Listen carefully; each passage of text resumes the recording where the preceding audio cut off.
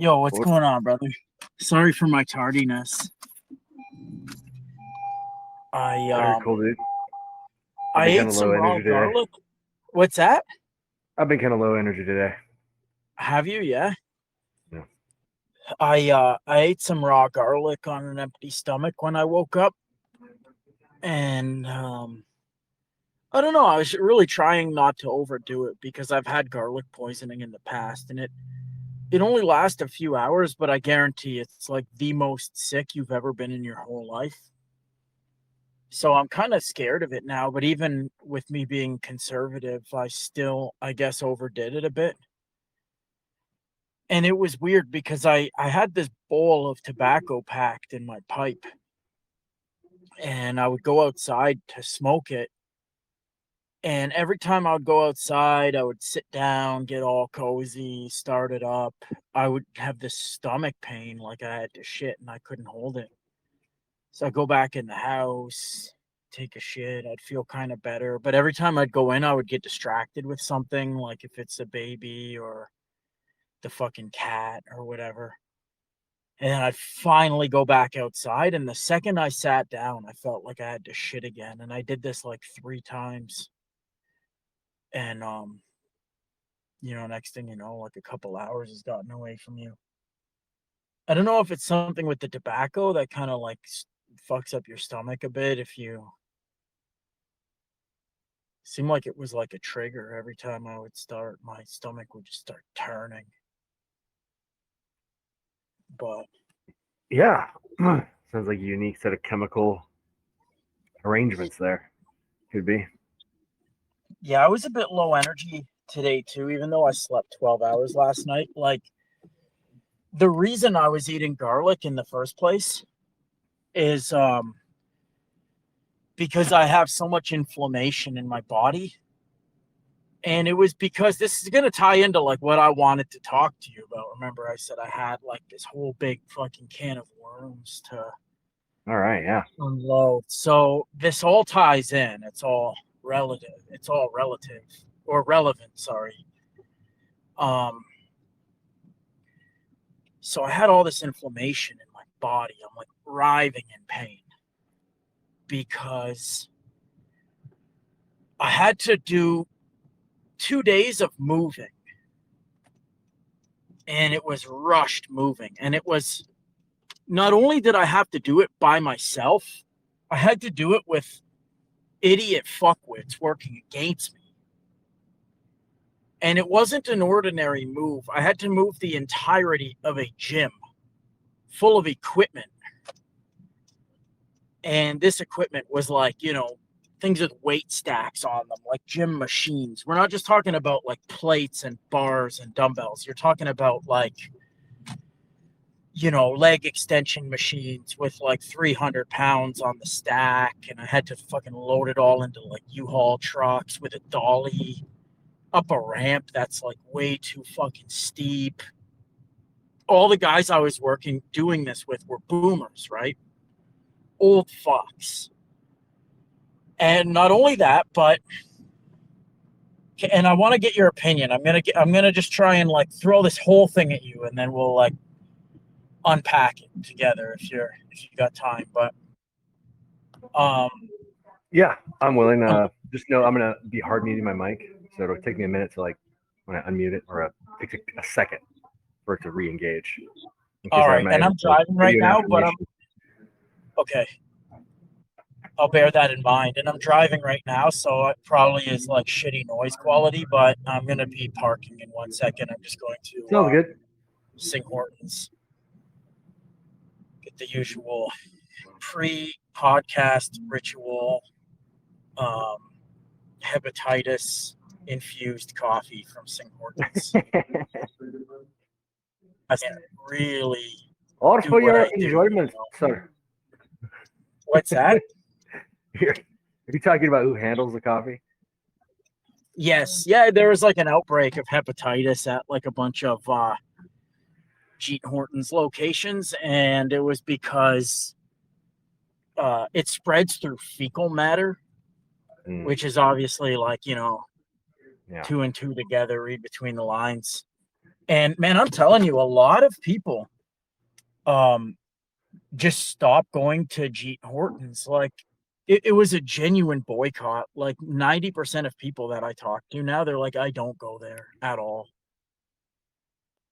When I went for that date that I was telling you like a week or two ago, I it was very embarrassing, but I tried to meet her at a Tim Hortons because there was just nothing around, and she's like, I don't do Tim Hortons, and I felt embarrassed. And and then she's like, meet me at this Starbucks. But I kind of saved it because I was like, well, I only said that Tim Hortons because it was the only thing near your place, and it was because she lived in the country. So I'm like, yeah, okay, that kind of saved me. But normally, if you tell someone to meet you at a Tim Hortons, they're almost just gonna ghost you. Like it's that bad. But I don't know, man. I always need my Timmy's coffee. It's almost like Roger Federer's headband or something. Like I can't really. It's like my secret, you know. It's how I make my magic happen. But anyway, so as I was saying about this move, so as you know, I'm kind of part of this business, this startup company, little business that I have not really divulged much about publicly at all, only just alluded to in passing. And on October the 1st, we had to be like out of the place we were, had to be out of there, cleaned out, gone. And about 2 weeks ago, my boss was looking for a new place for us. And he had an agent, he had a real estate agent that was helping him find a place and everything. And he goes, the one day he told me to meet him at a place because he's like, I want you to see this place too. I want you to be there. Cause you know, you'll have like maybe a better idea than me about how much space we need and what kind of setup and what'll fit and what won't. So I'm like, okay, sweet as, like, tell me where to meet you. He um he tells me the address, but he said east instead of west. So he had the number and the street right, but he said east. So I go to this place, it doesn't even exist. And I'm like, fuck, where's this guy? I'm calling him and calling him, he's not answering. He had his phone in the car. Then he calls me. He's like, "Oh, you missed it. You weren't there." Blah. I'm like, "Dude, I was fucking here." He's like, "It took him ages to realize." And then he's like, "Oh, I like this place. Oh, I like it. I think we're just gonna go for it." I'm like, "You don't want to look at other places, maybe, like just to be sure, you know, don't put all your eggs in one basket." And he starts on this whole woo-woo kick. This guy's very woo-woo, which is very concerning to me when you're going into business with somebody. Like he's like an intuition tard. He'll always say this. You know, I got a feeling about this place, and when I get a feeling, I go with it. You know, it's like never let me down, and I'm just kind of more like a feels guy. That's what he said when he met me too. He's like, when you reached out to me, I just stopped looking for help. You were the first one that I fucking read, and I just said, that's the guy. I got a feeling. He always does this, right? Very like a superstitious fucking galaxy boomer tard. I'm like, all right, whatever. It's your money, it's your prerogative. I'm happy to know we got a place. He's like, yep, it's a done deal. Tells me like a week later, he goes, good news. I actually got the guy talked down from like I think 1,400 to 1,250 a month. Now the location was pretty good, and it was like a sizable little place, more than enough for what we needed. Ground floor, everything. Good walking traffic. So I'm like, okay, cool. Like this is fucking awesome. He goes, I might even live there. This guy's selling his house that has no mortgage on it, literally to do this. He's like, to get a loan to keep this business going. He's like right there on the cusp of basically bankruptcy and losing it all. But if all the stars aligned, he'll be like a millionaire. So anyway, he comes back like literally fucking, I think a day and a half before moving day. He goes, I fucking lost the place. He gave it to somebody else. he gave it to somebody else that offered him more. I'm like, how? I'm like, you signed the lease agreement. He's like, well, the thing about that, like, I didn't sign it. I'm like, what the fuck do you mean you didn't sign it? He goes, yeah, he sent me something over the Gmail, and I couldn't really understand what the fuck it all meant. And so I told him, to just we would meet in person and we'd have lunch and go over it. And I didn't hear back from him, and then he calls me today and says we lost the place. I'm like, dude, you could have had me look at it or fucking anybody. Like, are you kidding me?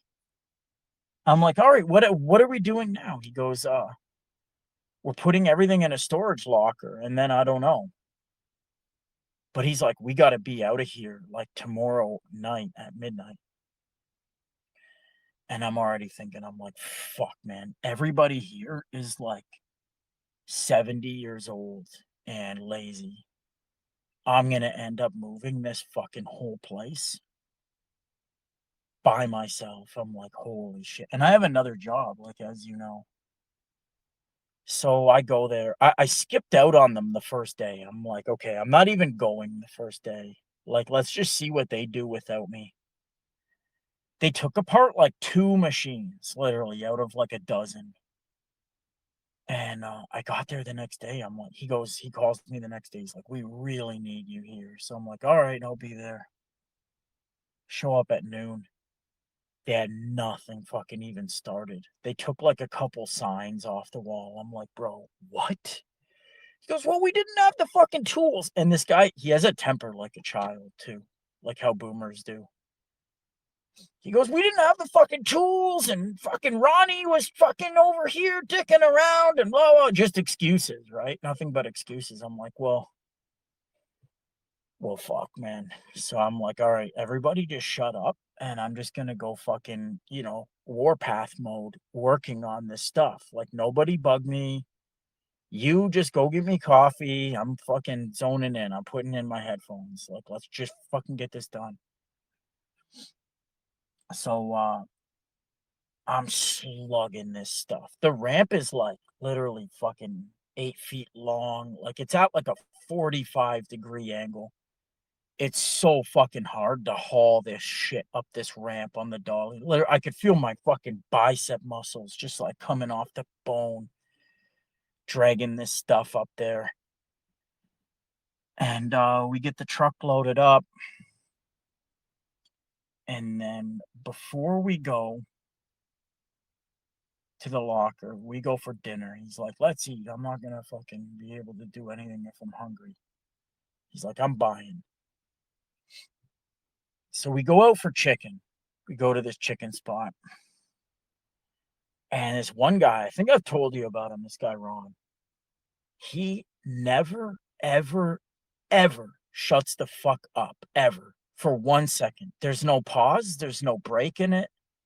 He just keeps talking and I don't know if he has like a mental problem or what his issue is, but he'll just go, you know what I could do? He's like, I could go get this socket and it'll be done in no time. Let me go get that tool. Actually, you know what? The battery.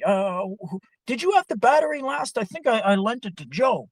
He's like, Joe, give me the keys to your car. I'm like, dude, Ron, I already have this fucking the nut off by the time you're done talking. And he's like, oh, I know, but if I just go to Joe's car, and he's like, actually, while I'm in the car, I could go. So, like, he just never stops. It's just one thing to the next, just digression forever, right? And it's okay when you're not like under the gun trying to get stuff done, but he does this in the worst, like the most inopportune times. And I'm too nice of a guy. But I'm like, dude, these people are so incompetent. But they have money because they're boomers. They have a lot of money and like resources and stuff. So I'm trying to weigh this out in my mind. I'm like, these guys are literally retarded children. So we go to this chicken place, and my boss, he goes, I'm gonna call a few guys to help us. I'm gonna call a few buddies down here to help us. Like, I don't want, me he's referring to me like Dismal. I don't want him doing it all by himself. So he calls up a few guys. Before I even see them, they're arguing on the phone. Like, oh, where are you? You're not fucking here. You said 5:30, whatever. I'm like, man, I can tell these guys are already going to be more harm than good. We get back there. Immediately, this huge argument ensues. The guy he showed up for to help is fucking plastered drunk. He's like, I just got off work. I had a few. I didn't know I was going to be helping, whatever. I'm like, all right. We go over, we unload the shit in the locker, we come back. Fucking the boss has more beers. He comes in with a fucking case for the guys. I'm almost ready to just like walk out on this whole thing. And even in the restaurant, like one of the guys we had there, this Italian guy, he finally lost it on Ron for like not shutting up. He's like, what the fuck is the matter with this fucking guy? He's like, what? He's like, what? You're talking about the menu, then you're talking about the table and the floor. He's like, you got fucking problems, my friend. You got fucking brain damage. I can tell. He just starts laying into this guy in the restaurant, like what I wanted to do for fucking months. He's like, what do you want to talk about the chairs? He's like, okay, we don't have to order anything. We can listen to you talk about the fucking chair all night. Okay, go ahead. He's like, you got fucking brain damage, my friend. He's like, I can tell you did drugs when you were younger, pal.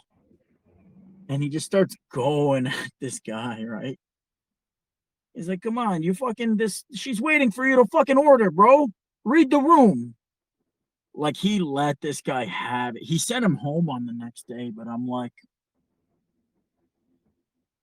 I came back and I helped load like most of the truck, but there was a few machines that literally they were like welded into one piece. You couldn't even take them apart, and they had like 300 pounds on the stack, and they were fucking awkward. And they thought because I beasted all the other machines with just like brute force and like wanting to just get it the fuck done. They're like, come on, bro. Like, they're just trying to motivate me. I'm like, dude, I'm not lifting that. Like, I'm literally going to tear my fucking bicep or my back. These guys don't know I have a broken spine. Like, I don't tell people that my spine is I literally have a broken back. Like, that's not an exaggeration. And I'm doing all of this. The one guy couldn't do anything because, like, in his defense, he had a really fucked up bicep. He had a huge scar from where they did surgery, and then I guess they botched the surgery, like it re-detached, and so he had a second scar. Like his bicep was like fucked up twice, right? So I didn't want like him doing anything, but at the same time, I'm like, all these drunk guys were like, oh, come on, bro, you got this. You're a fucking beast, bro. Like getting in my face. And I fucking hate drunk people. Like it reminded me of my brother and it just like pissed me off. But I sympathize. like, I've had similar experiences. Yeah. Yeah. All these very guys weird. are drunk. Strange, right? You wander into that, you know, because your expectations are, you know, at first when you meet these guys, they appear somehow I overshoot in my evaluation. I assume I'm higher competency than I expect. Like my full framing of what I think is required to get things done is all fucked up. As I get there and it's like I'm totally off. Like this is not like like I said, what I expect. It's often very startling. The difference, you know. Like I've hung out with dudes like that have millions of dollars, and they're coked out of their minds. Right, we're like on a job site, like it's some like Literally backwater office complex, like doing some odd shit in the middle of the night, you know, and then be like, how are you getting things done? This is crazy. Yeah. Like, yeah, but hey, you know, maybe that's what runs the world, and my expectations are the thing that are flawed. Because I meant, like you're saying, you're like around all like these a couple of dudes. Like, how did you make it this far with this disposition, right? Like this one dude. I'm sure you're talking about the tech dude, right? One of them is kind of like Not Ron, that guy. yeah, he knows more about physical. He's more of like an engineering type. He's not our tech guy. Our tech guy is like a lot like he's like a software engineer. Okay. This guy's a lot more like a hardware, like he'll solder things, he'll modify things, he'll weld and he'll fabricate, and he's smart, but he's like he's literally insane. Like if you're with this guy, it'll take you 6 hours to get 5 minutes of work accomplished. And even in those 5 minutes, you basically have to like fight every second to keep him back. And I'm Yeah, looking at you're everyone like else a that's sheepdog gone. having to like constantly corral them, right? Yeah. Yes. Sometimes we're just not doing things, like not getting in their way, like unleashing them. Like here, just go there, do it there, Yeah. right? Over there, and be productive if you can. We were supposed But to yeah, go to this, we were supposed to go give like a bit of like a presentation at this place the one time, and it was me and him. No one else could make it. And he had basically one job. He just had to come and set up a computer monitor for me. That was it. And I go, dude, listen, we have to leave now, even though we were like 4 hours early. We met up like 4 hours before the event. Somehow we squandered the whole time and we're like scrambling at the last second. And I go, listen, dude, this is the last second. We have to leave right now to be on time. I said, if we stop fucking around, we're all good. Now the place is 15 minutes from here. I've sent you the GPS coordinate. You've received it. We've confirmed that you got my text. Now follow me. Just stay behind my car. That's it. We drive out of there. He's not behind me. And I even slowed right down on the shoulder of the road for like 2 or 3 minutes. He just was nowhere on the fucking road. And I'm like, where did this guy go? I'm like, all right, whatever. So I go to the place and I'm setting up, and the guy didn't get there for half an hour. I called him after like 20 minutes. I'm like, dude, where are you? He's like, oh, I'll be there in 9 minutes. I'm like, where the fuck did you go? Where did you go? And then he goes, after 30 minutes of being there, he's like, oh, I'm going to Horton's. I'll get you a coffee. I'm like, the whole thing's only 2 hours. He's like, oh, I'm going to walk down the street and have a smoke. Like, he just totally fucked me over, right? I'm like, bro, whatever, man. And even my boss, the other guy, he was like panicking about like how to take the machines apart. I'm like, bro, what do you mean? Like what's the issue you're having here? It's nuts and bolts and a ratchet. He's like, oh, I'm not really handy like that. I'm like, bro, you're not repairing a toilet. You're not trying to like wire a fucking panel. You're taking a machine apart that consists of fucking nuts and bolts.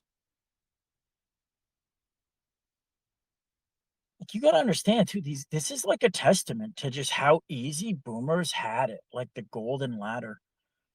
And a lot of these guys are Italian too, right? And it's like this is another knock against white nationalism. Why, or at least when they equate white with like European,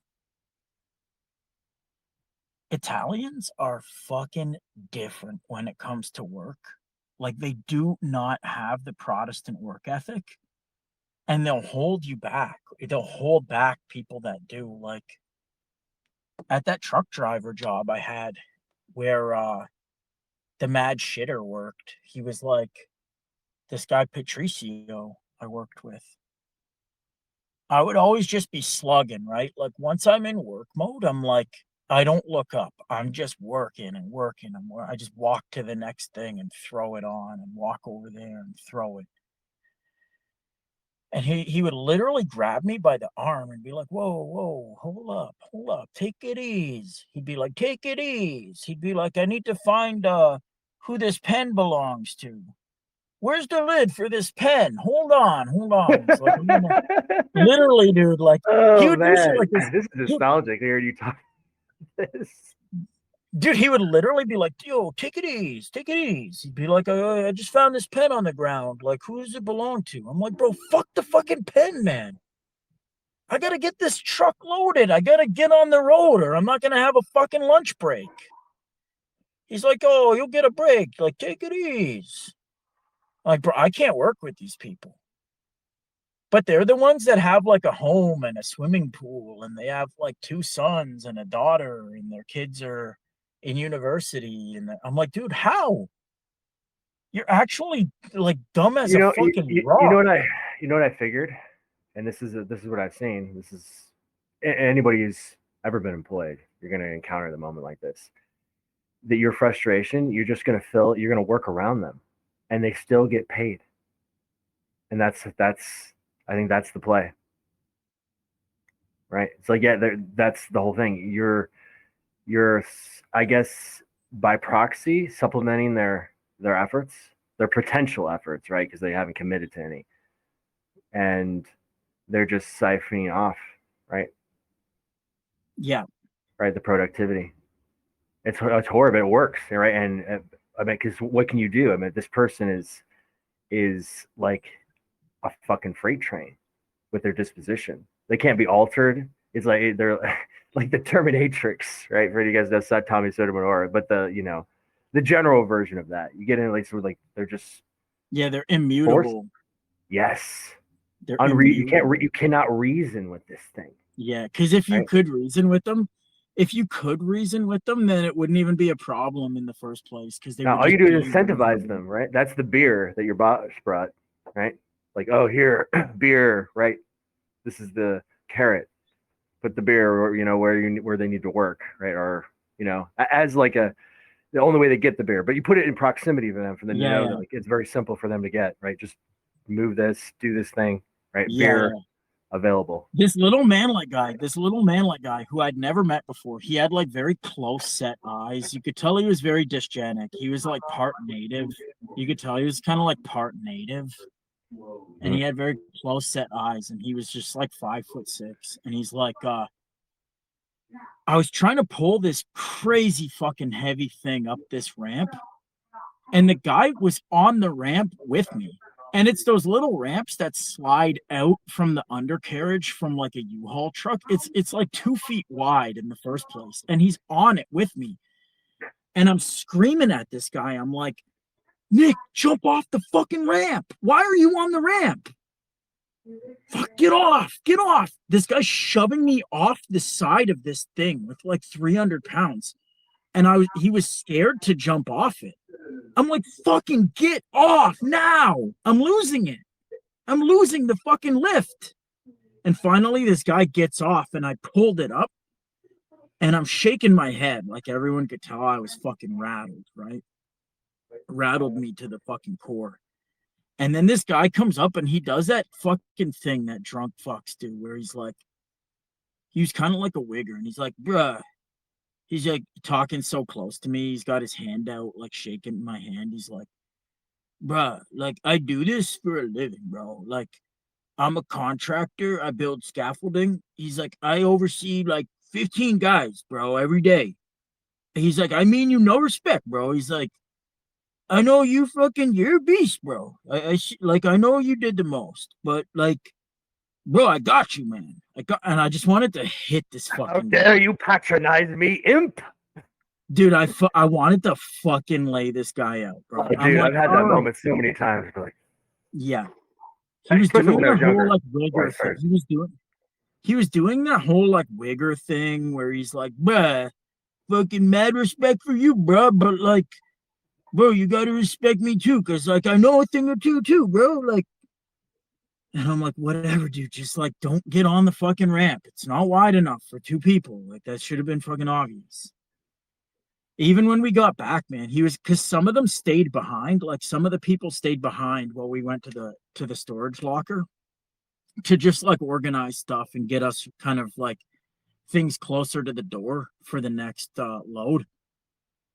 Comes back, he jumps off the truck. The first thing he does, he's got a cigarette and a beer, and he's telling everybody like how he's like, oh, I fucking moved mountains, bro. You should have seen me over there. I fucking moved mountains. So I don't fuck around. Meanwhile, I did it all. Like I did literally everything.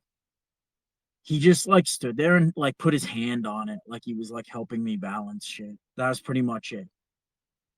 And that's the first thing he says when he gets back. He's telling this woman, he's like, bro, I fucking moved mountains.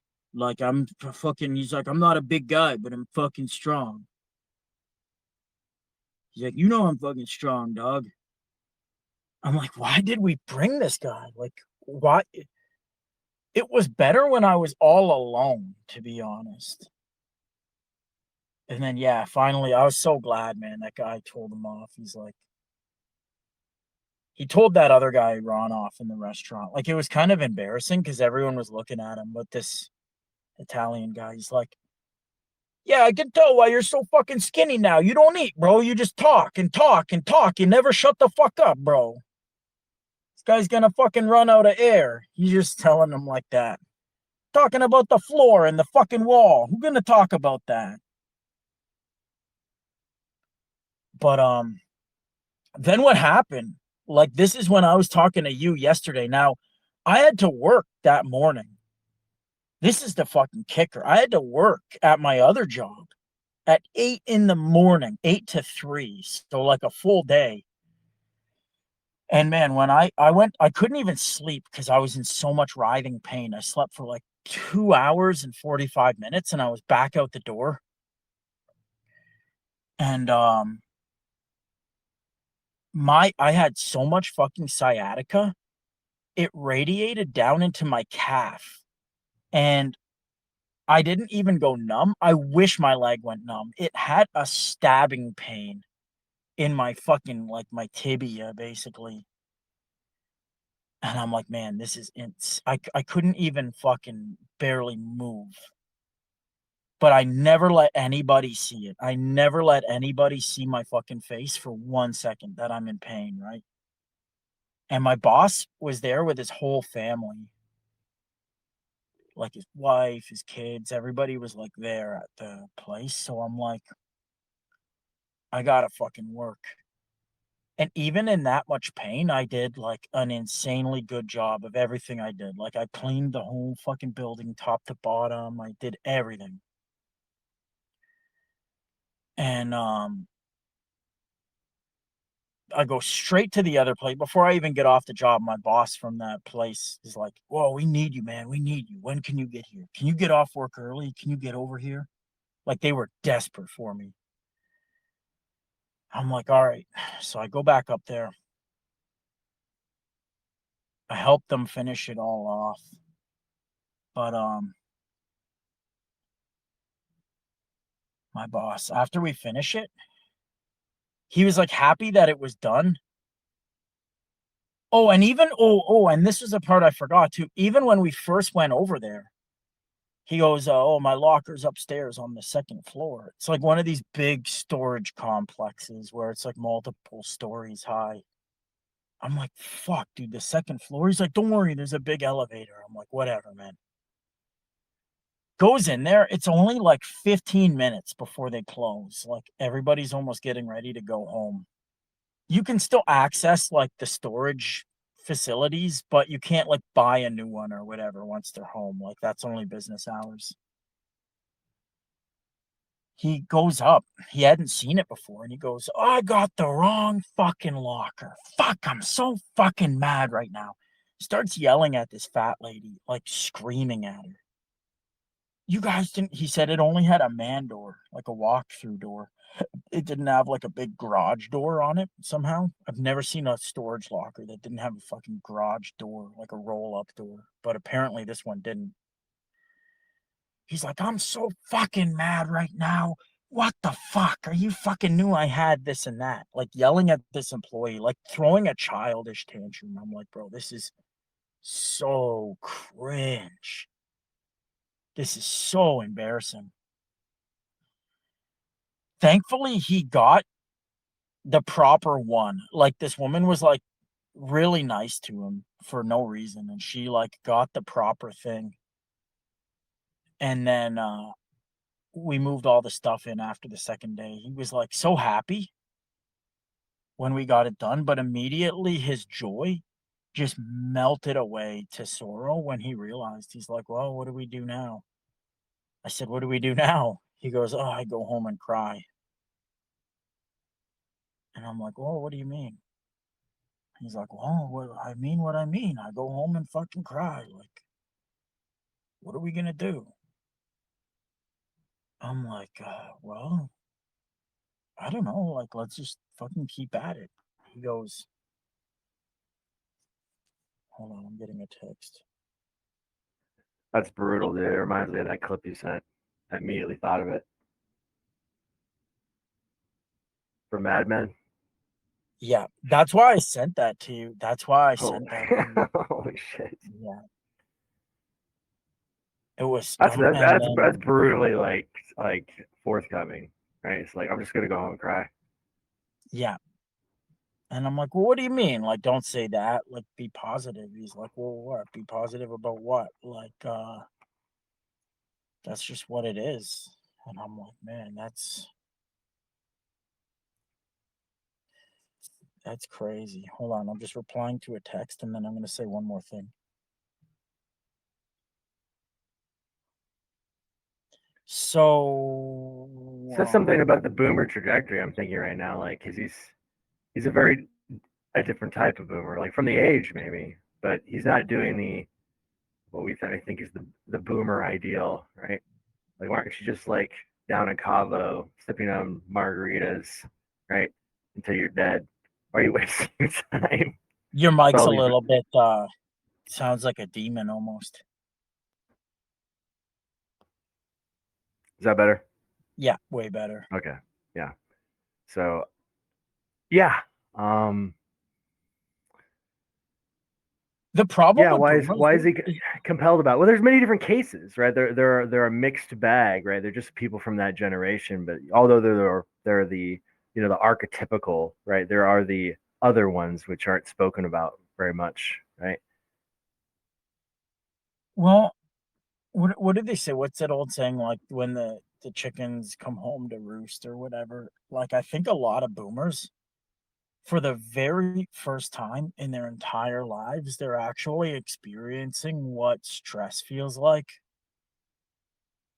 because the economy now is so brutal and unforgiving, and the social norms and expectations have changed so rapidly and so meteorically that it's like they can't make heads or tails of it. Now imagine having like a life of no stress whatsoever. These guys, dude, I'm not even joking you. Like if they lost their job or something didn't work for them, they would literally go, oh, let's just call our buddy, let's call fucking Brian and Johnny, and we'll get some paint and some rollers, and we'll just start a painting business. Can I give you? I have a play. And then they would just have work. They'd be like literally just painting like houses, and people that they know would just call them. They'd be like, oh, Johnny's fucking painting now. You should call him. And he would just like they would just make work up on the spot. There was no red tape. There was no like um none of these like huge bureaucratic hurdles to overcome in starting a business or anything like that. They'd just be like, yeah, we got some guys together and fucking we'll use Buddy's pickup truck and fucking do some painting. We'll get some rollers and some sticks. And then they'd be like literally able to afford anything. Like they could like afford like a Ford Mustang just by like rolling some paint on a wall. But now it's like they're actually the ones who are still trying to like make moves, the ones who haven't ridden off into the sunset yet, they're actually realizing like, man, things are different now. I always think of that Soprano scene where Patsy the guy gets out of jail and him and Patsy like go into the Starbucks to try to basically extort them. He's like, yeah, we're gonna come back here every Friday, and you give us a little bit of money, we keep the place safe. It would be a real shame if somebody were to throw a brick through the window. And the guy's like, man, this is a Starbucks. He's like, every bean in this building is accounted for. He's like, if $1 is missing from the register, it'll be a different guy next time you come in here instead of me, and I'll be fired. Like, I don't think you understand. And then they just walk out of the store like really dumbstruck, and he's like, I guess there's no room for the little guy anymore. Some idiot here is like blaring The Weekend in this parking lot. Are you fucking, what a loser. He's playing some stupid song by The Weekend so loud. This wigger's got no shirt on, and he's like dancing outside of his car. This white boy, negging it up. A broccoli tart. I'm literally gonna film this guy. He looks so silly. He's like a little twink max, skinny fag, got his shirt off, and he's like holding his dick, jumping up and down like a fucking Wiz Khalifa or something. That's so ridiculous. You got me thinking, dude. I got a question for you. Yeah. When's the last time you observed a procession? A funeral, I mean. Been a number of years, man. You'd probably going back 20 years, I guess now. Yeah. Yeah, You know, probably going back 20 years. the whole Charlie Kirk thing. I mean, because he had one. Uh, and what it got me thinking is because my mother's father, they had one for him, right? Many years ago, like I said, like probably about the same amount, over 20 years, probably 30 years now. And I saw a few after that, but I have noticed the lacking of noticing. Right, the last time I'd ever seen one, and so when you were talking about the boomers and like this particular case we're kind of studying is like a desperation. With the change, I don't think the old social paradigm and its standards like have degraded in favor of a new one, right? You could say that's social media and however we want to discuss how that one works. But there's another one. There's a new domain, right? And the other one like is like a geriatric, like a it's in hospice, perhaps. And we're kind of watching certain cases of it, like there being a limited amount of whatever capital's left.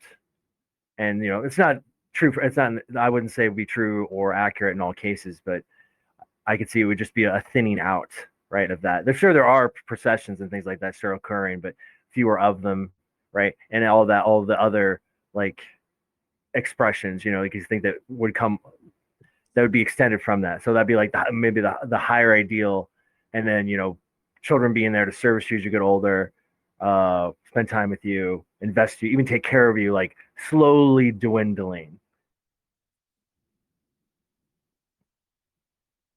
And so that's like the It's desperate environment. There's no one there, right? As you get older, the social network, like that capital, gets thinned out, right? Your connections become more and more sparse. The landscape becomes stark, you could say.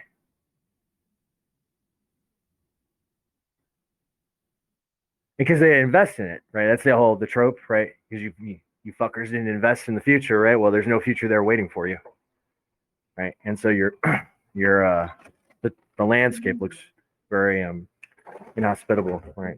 Tempting to scramble, like for so meaning like this guy is he expecting that there's going to be anybody there waiting at the finish line to cheer him on, like, yeah, you did a good job, and instead it'll just be nobody. yeah. And maybe the idea They just disturbs him, they right? should have He'll just died. kind of blink out, right? He'll wisp away. They should have died earlier. Like a lot of these guys they're literally 70, and I'm not even joking or trying to be funny or exaggeratory. They literally think they have their whole lives ahead of them. They're children. They're perpetual infant children, like infant babies. That's what boomers are like. Like they don't they're almost like anti-realists about their own mortality and like how distant it is from them. I can't even associate with kids. Kids are braver than that. Shit, I know I was Yeah. fearless at times, right? But they're different, right? I feel like that is a disservice to childhood, right? Dude, boomers? There's something else. So they're like somebody who's become like an accentuated version. Certain aspects are childish, I guess you could say, but the naivete is even something that a child, because Yeah. a child doesn't know. This is not a lack of knowing. This is a denial. So Very different.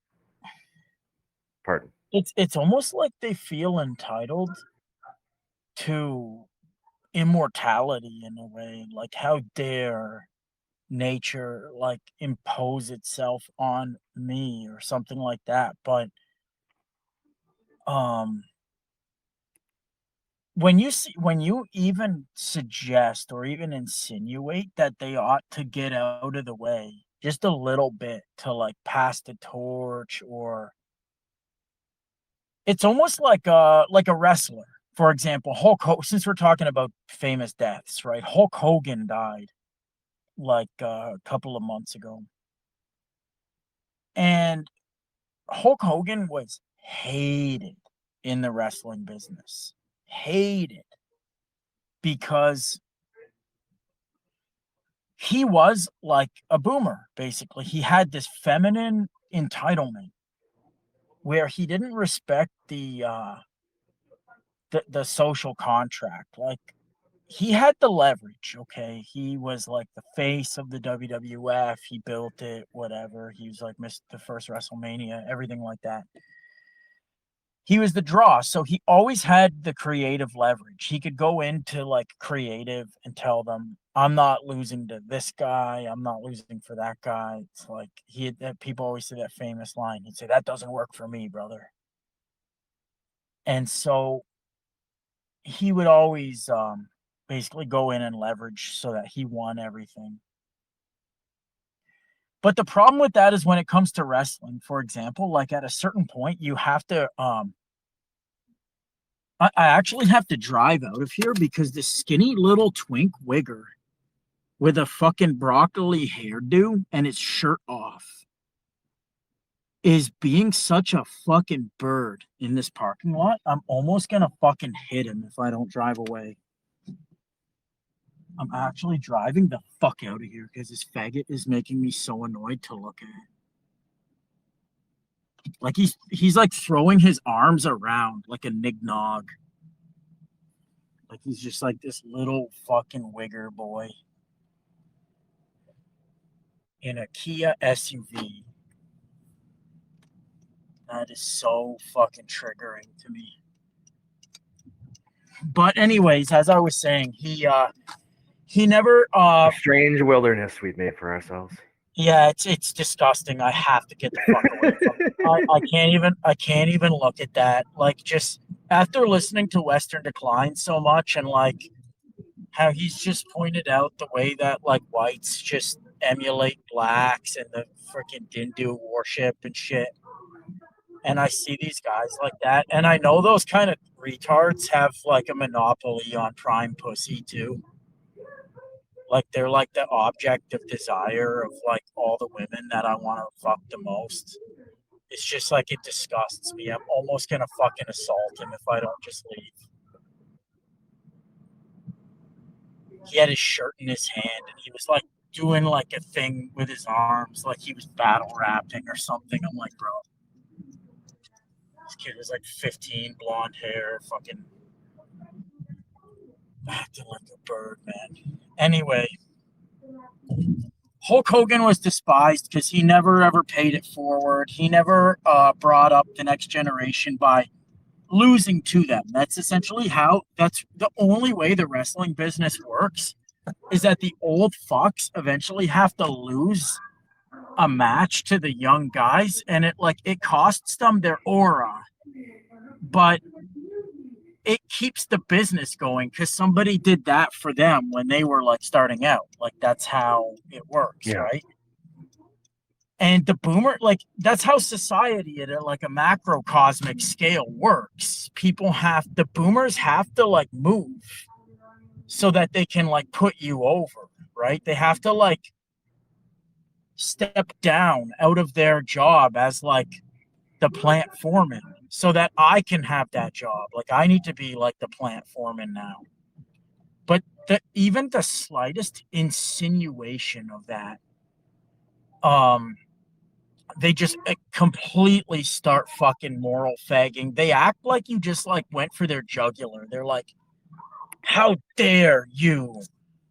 This is my job. I fucking worked my way up here. You have to fucking wait. Like get in line and pay dues like I did." They absolutely scowl at even the thought that like they might just pass the torch and get out of the fucking way for like for the greater good. But then they'll turn around. What is this idiot doing there? Why is this guy parking behind me? Bro, what the fuck? Bro, I swear to fucking God, man. I'm gonna run someone over like Suge Knight, literally. I'm gonna run over somebody's fucking head tonight. All right. Anyway, so, but at the same time, like you go like this with the boomers. They're like, no, we're not gonna pass the torch. Like, I'm not leaving this fucking job. I'm not leaving this. I'm not leaving anything to you, bro. Get yours. It's a fucking like a dog eat dog world. But then you're like, okay, you want to play it that way, then we'll play it that way. Like I'll adjust accordingly. I'm not filing my taxes this year because I'm just a man child. I don't know how to do it. And I could learn how, but I would rather just sit on Telegram and read Kant. So I'm just not gonna do it. And they're like, oh well, you'll get fucking arrested, bro. You'll get fined. You're like, I don't care. Like whatever then. If people like come and arrest me, I'll just be like, whoa, this is like interesting. I'm getting arrested. Like, wow, that's kind of sucks. Like, didn't expect that. And then I'll just like deal with it, right? You tell them that. You're like, yeah, okay, like if it happens, it is what it is. But like I'm just not filing the tax. I don't know how. I'm just a man baby. Like, leave me alone, right? And they'll start fucking they'll just go ballistic at the thought of something like this, right? Oh, you're not an adult. That's you're behaving like you're an adult, you know. This is what you have to do when you get older, and blah blah blah. They'll try to coerce you into like caring about civic duties, but they themselves don't. They don't care about like forfeiting their job for you to have it. They'll fucking defend that with their life. If you insinuate like, "Hey mom, hey dad, maybe you guys are like 68 years old and you have a hard time walking around the block. Maybe instead of going on that trip to Iceland next year, maybe you can just give me all the money instead. Because I'm like your genetic heir." They're like, whoa, that's so selfish of you to say that. I can't even believe you would insinuate that. Like, we worked hard. We worked hard. Like, who are you to think that you're like, all right, that's fine. But like, I'm just going to drive my car with no insurance then because it's the process of getting a car insured is too convoluted and my man baby brain can't understand it. So I'm just gonna. And Oh if I yeah, get dude. fuck it, fuck it. If I It's a get good arrested, good topic to bring up is the double-edged ness of merit. right? Because merit, from there you can justify obligation, right? And from there, debt, and that's you know something we kind of always have to wrestle with, right? And that because at some point it's like, well, when do you like, we've been talking a lot about charity lately. It's or philanthropy more broadly, and it's kind of play in the world, which I think we're discussing, or you're really bringing up, is the lacking of that type of attitude, right? That there's this resentment that comes from, or maybe I don't know, comes from, but it's persisting, right? Uh, and the idea of like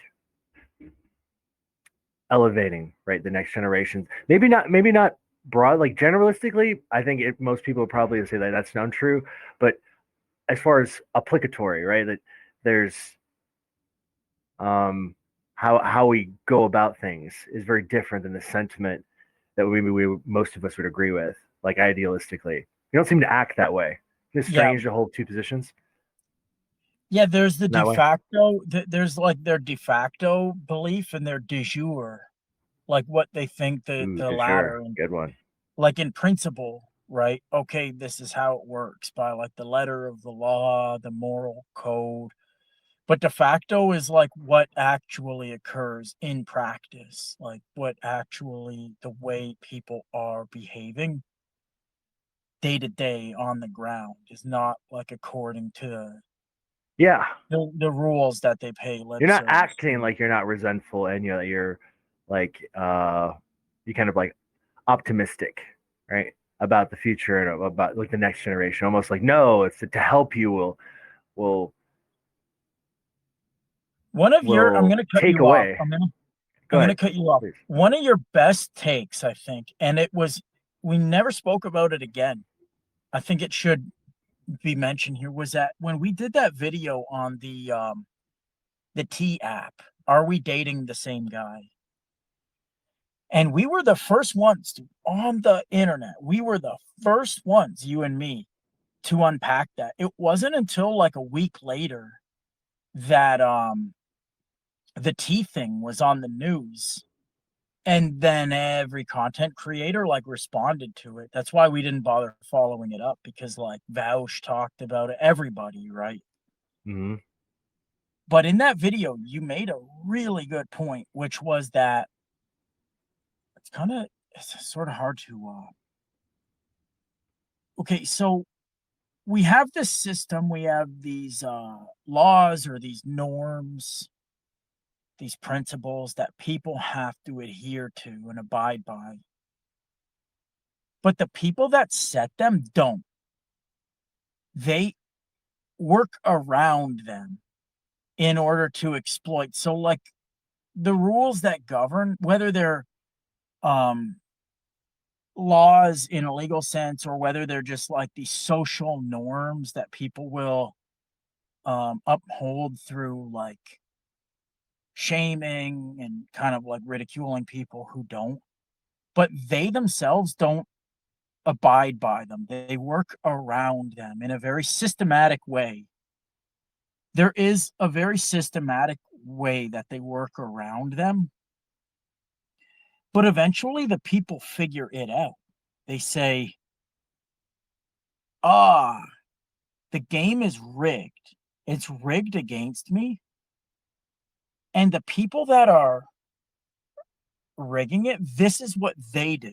Like, for example, women, right? They want to be able to go on and just like go on all these dates with these different guys and just like shop around, ghost them if they don't like it, maybe get a few free meals out of it, whatever. It's their playground. It's their toy store. But when you start doing it as a man, you start actually being like, I don't care about chivalry. I don't care about alpha male bravado. I'm just going to act like a beta male. I'm going to act like a very feminine guy. I'm going to start doing this to people.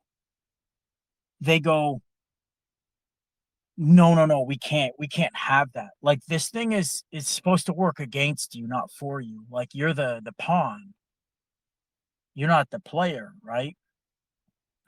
So then they try to make a patch for it. They try to make a patch to prevent you from doing what they do. But here's the most hard part to really elaborate on. But it's like when they make the patch, they themselves get sort of what's the term? They themselves get like prohibited by it. It sort of nullifies like the strategy, and then they have to make a new way where like you play Oh by yeah, the yeah. rules and they don't, but they need you to play by the rules so that they can like exploit it by not playing by them. But then the second you learn their strategy, you're like, wow, playing by the rules got me nowhere. But these other people who are winning don't play by the rules. Like they're moral nihilists and they don't care about chivalry. They just care about what's good for them in the moment. So I'm just going to do that. Like I don't care if some manosphere tard calls me a beta. I'll just bite the bullet on it. Like their opinion means dirt to me. Only thing that matters is like the material benefit, like that I'm like the benefactor of this undermining. I don't care what people think about it. But then you're like, no, you're acting like how the Jays do, or you're acting like how women do. You've like adopted their strategy, and then they're like, oh my god, you can't like everybody can't be a parasite. Everybody can't be a parasite. Somebody has to be like under the illusion of that that merit We need pays off. hosts, right? Yeah, yeah, That's hospitality, and that is the charity, which the generosity of the philanthropy, which they feed off of, right? Necessary, right, for developing all of this.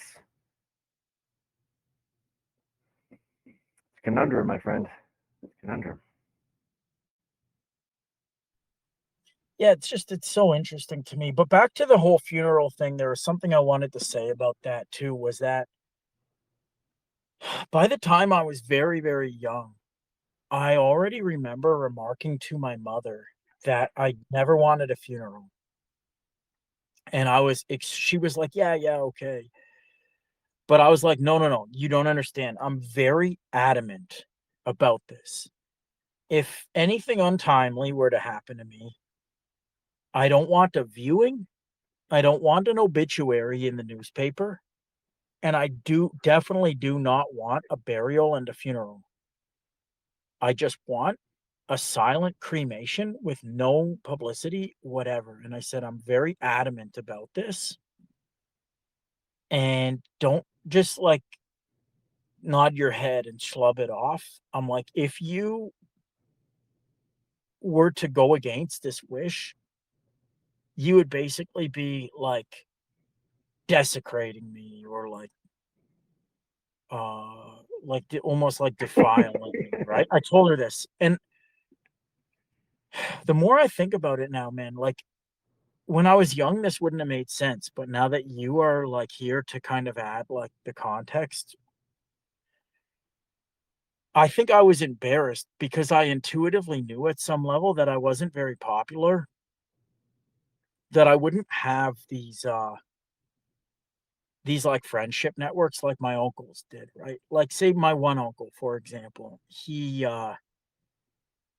was involved in like Boy Scouts and stuff like that. Like for years and years and years, he led a lot of like hikes and like these different like trips and expeditions and stuff, these scavenger hunts. Like he was involved with that for decades. So I know when he dies, even from that alone, it would get like a turnout from his funeral, right? And then on top of that, you know, he was like an electrician, he was a master, he worked for years with the union, blah, blah, like, he could fill up like a room of people. He's a boomer. When he dies, there will be a room full of people. When I die, I already know. Like, I knew when I was very young, I intuited that I would not really be well integrated in society at any point in my life. I kind of knew I was like on the periphery and I was going to stay there, even from a very young age. And it's very embarrassing. Like, imagine having a funeral. It's like posthumous embarrassment, kind of, where I know that maybe like 10 people would show up, like a few token friends of friends, maybe, but like it would just be sad, right? And I'm like, I just want to like literally die as if I didn't exist, the most quiet way possible. And I think a lot of, you know, boomers who maybe like stuck around too long, they faded away before they burnt out or whatever. They're gonna realize, man, I should have died in like 2002. They kinda outlived their, like, generational compatriots, and it's not gonna end well for them. They're realizing now it's like they're they have to live around the dysgenia that they themselves proliferated. They had all these sons with no forethought about what they do. They just had them because they're like, "I just want them," and they'll just fuck off magically when they're 18 or 22. They'll just magically fuck off and do well for themselves, but they can't have my job. Go get your own, but not mine. They didn't want to torch pass at all. So these guys grew up to be like disagreeable reclusives. But then they're like, man, shit is getting like tumultuous in this society here. Like, things are weird now. To make another example, another analogy would be like The Wire. Um, when the Stanfield organization took over, they took over the drug game in West Baltimore with just purely incidentally, like a power vacuum. The the buildings, the apartment buildings and the high rises that the Barksdales were operating out of got like taken down by the city. They got like condemned and demolished, and a bunch of their top like capos went to jail. So it forced them all out onto the street corners where previously these guys who were like just petty hustlers suddenly had all the leverage because they had been running those corners for a long time. And the namesake of the Barksdale crew, it meant nothing to them. Like the lineal, there's almost like just like in boxing or whatever, there's like a lineal champion, like the same belt that say like Joe Louis held back in whenever the fuck he fought in the fucking 30s or whatever. The same belt got like passed from like guy to guy to guy to guy to guy to whoever has it today, and you'd be like, that's the lineal champion of like the heavyweight belt. But then there's like these divergent titles and like ones that are just not even adjacent or whatever. It's the same thing now. It's like the lineal like torchbearers are just getting disregarded by the next generation. It's like we don't care about your duties, what you think we're impelled to do. We don't care who the fuck you are. Like these idiot kids, like the one I just saw there with his shirt off, they don't care about like that this guy operated a business in the 80s and he's kind of like a local, his family's like kind of a local family. They have some history in this small town that we live in. He's, oh, my dad, my dad's dad owned the first like shop in town. They don't give a fuck about that at all. Like, it's just pure disrespect and savagery. And I know how to move with that in mind, but like a lot of these people are just they're in culture shock. It's like a lot of these old fucks are experiencing this kind of culture shock, which is almost like paralyzed them. I can see for the first time, like in this guy's whole life,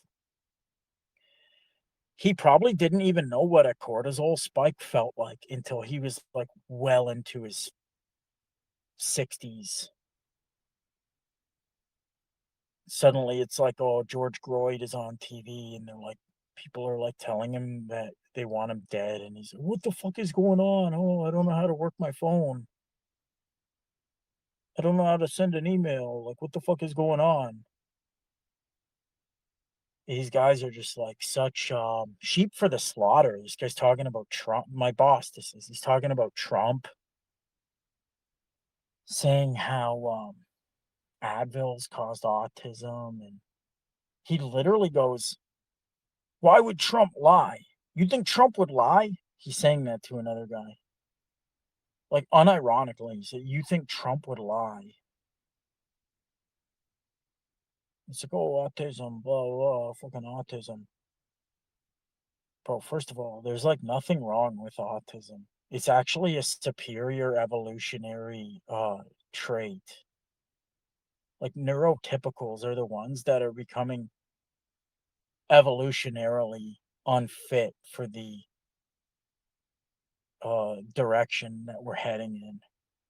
And this is like their last dying attempt to basically stay relevant. It's like old fucks like Drumpf coming out and being like, oh, don't take Tylenol. Your kids are gonna, they're not gonna have any emotions. They're just gonna think logically about things. Yeah, they're fucking good. Fuck your emotions, man. There's too much of that. Look at where it's gotten us. Not that But it, controversial, really, right? I meant like years ago. I remember came out or said that Tylenol would, or sure it's that or acetaminophen. I don't know if it's the same compound. Not sure, yeah, it but is. Yeah, either or both were associated, said to be associated with like liver damage over time. That I avoided it, you know, I knew earlier that. in life. Yeah, they always said like As like, acetaminophen is very bad for yeah, your liver. no difference to me, right? I avoided it for that for another reason, and who the fuck knows, really? Yeah, the counter signaling of autism is something that I think on this new channel, if it stays up, that's a big if. I'm gonna relaunch it tomorrow, and this will probably be like the very first upload to it. If I don't get immediately caught for circumvention, if it's, I don't get immediately pulled down for like hate speech or whatever, because ever since Charlie Kite got assassinated, they have been on a canceling war path, like an absolute fucking war path. Well, I heard. I don't know if Worse this than is COVID, worse than the COVID days. Like, they took over TikTok now, and they're gonna take X again.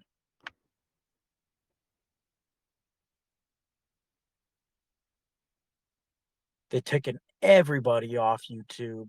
Everybody's off TikTok. X is next. My ex got basically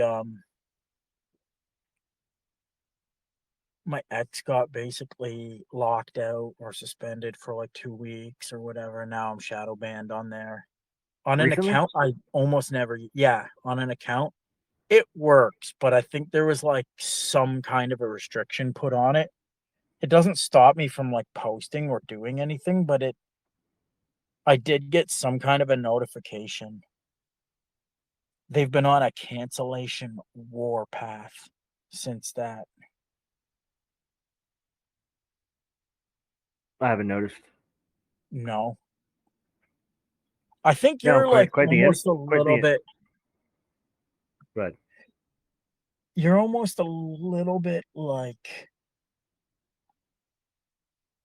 I don't know, it's you still say all of the same things, but you're never crass in any like you're not crass in the way that I am.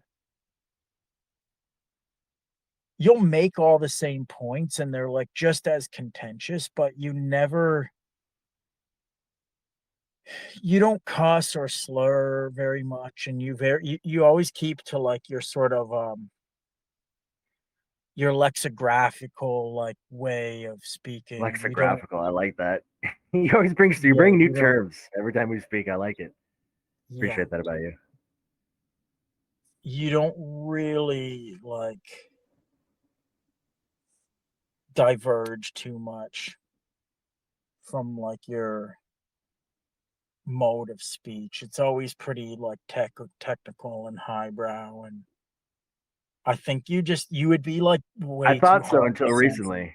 You'd be Man, very hard to censor. Like it's just the way you present is like it would be very hard for I unless keep it if you're liminal, really bro. sensitive. Liminal. Yeah, it's That's very the liminal. key. Yeah, Yeah, yeah, because liminality. Yeah, like they well, because it's but a part of that, the double-edged sword is that it keeps because I'm not asserting um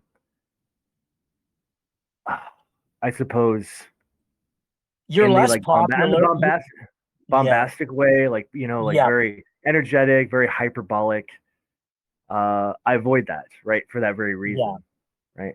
I want it to like reach the furthest, but it's also hard to hear because it's not as directive as people are used to, right? Those yeah. I'll sensational always narratives. the reason why I'm more popular is precisely because of that. Like I will just be like very crude and crass and I'll just be like TND, we need to fucking like get these people and like TND them. Like I'm I hoping don't that's a great point. you stick to the My script. Like you really stick to the script. You well, don't just I'm like trying to sell myself, right? Which is that somebody, even with my, for those of you out there listening right now, my cognition will is underwhelming when tested. If I were tested formally, you would probably be startled. Some of you might not be, you know, given what you can observe about my speech patterns. But I, from this position, can generate rationality, right? Somehow, like with to keep up with like even our, you know, esteemed collective dismal, right? And that I'm hoping is will someday be noticed as wondrous, as worth noting. Like it can be done, right? I think it can be done even at lesser levels. Um, I've got arguments for that, but that's hard to notice. That's a hard play, right? It's something like, whoa, wondrous. Here's something worth your attention is that you too can um, develop systems of mastery, right? And become more effective, right, in your cooperation. I struggle, but I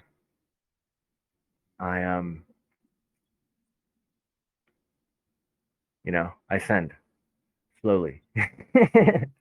From my perspective, compared to what I observe others, like recently, some gentlemen I've run into have startled me because it's it, it's wondrous to hear like what has been my internal dialogue formalized in such a coherent way. I meant say there are differentials, right? Slight differentials, but to have so much of it redescribed, like I've almost been kind of uh, eager, right, to hear you listening on this and hear like because I don't know if you ever heard anyone speak this way about it, like especially about this particular subject. At least this one person's philology, right, and his robust storytelling. Let's say that it's who is very this? very coherent. It's that guy Wednesday, the Wednesday Society.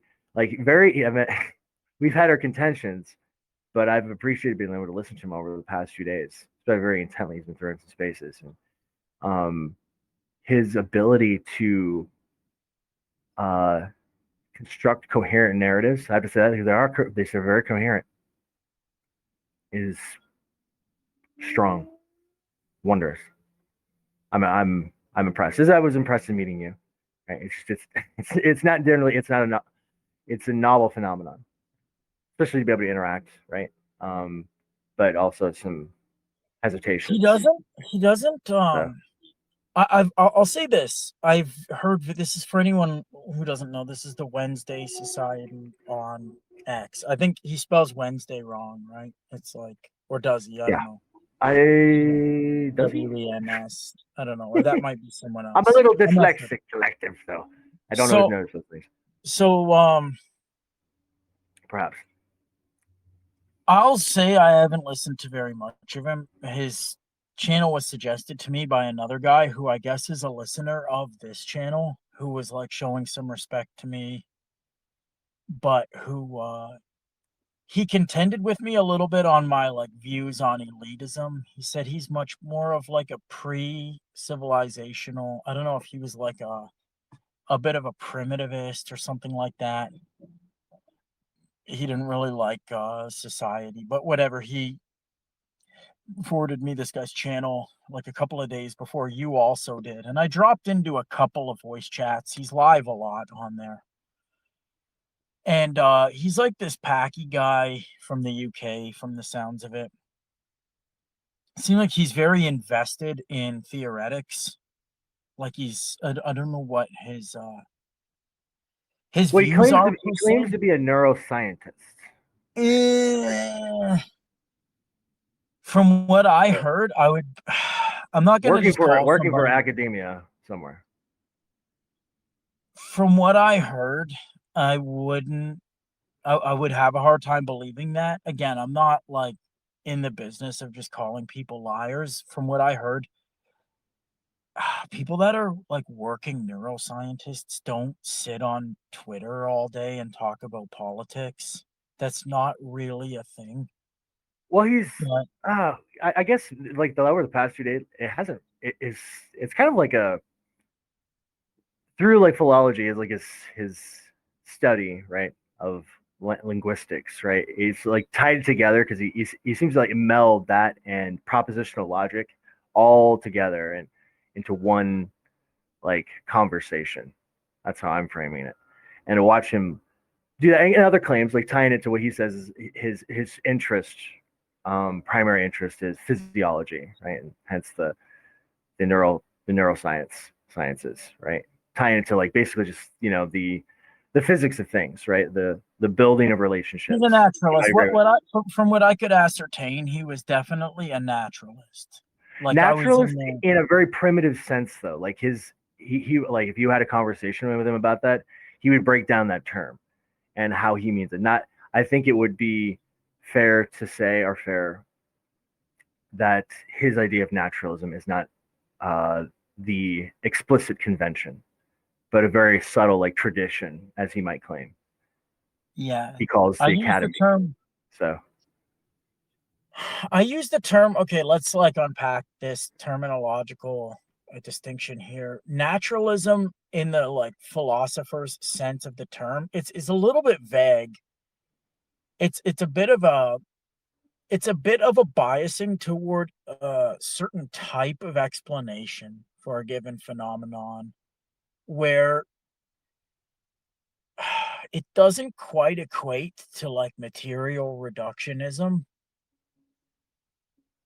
being able to like explicate things in terms of like spatio-temporal, um empirical, yeah, well, whatever. he Like, breaks it but down to like the pure like simple conceptions, like the like that like when you're how you're building a proposition and what these words like if you're kind of a playing on their tradition have meant, right? If broken down into the most simplex like concept, something they were trying to like you say maybe see capture, but I don't think that's fair to say either, right? Because that's mhm, mhm. um, but portray like Naturalism. emote, if you will. I myself identify as a naturalist, but it's a very tentative identification because if you reject supernaturalism, then as being like cognitive or meaningful, then it's hard to even um define what like you're a naturalist, like as opposed to what.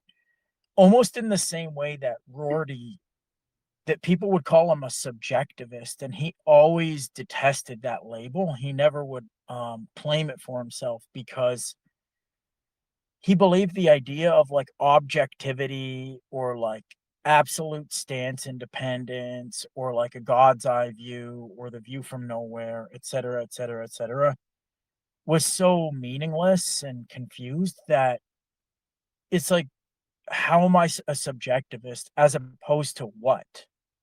Like objectivity isn't even meaningful. I almost think that same problem sort of like translates to the natural supernatural distinction where it's like some guy put this to kind of make this point tie in, like there was a guy I was eavesdropping in that Wednesday Society's voice chat for like 10 minutes, and some of the people in there are just dunces. They're very low hanging fruit. And this guy, he obviously like just intellectually like outmaneuvers them, but they're very most of them aren't very smart. So they're very wowed and bedazzled by this guy. One of them was like, well, you can't, the supernatural. It's like super, but it's net like, and he just kind of tore Yeah, this there's guy more to the apart. story because why is a man who claims to be from this academy, right, this high institution, as he claims, here? I mean, like his audience is, observably very small, right?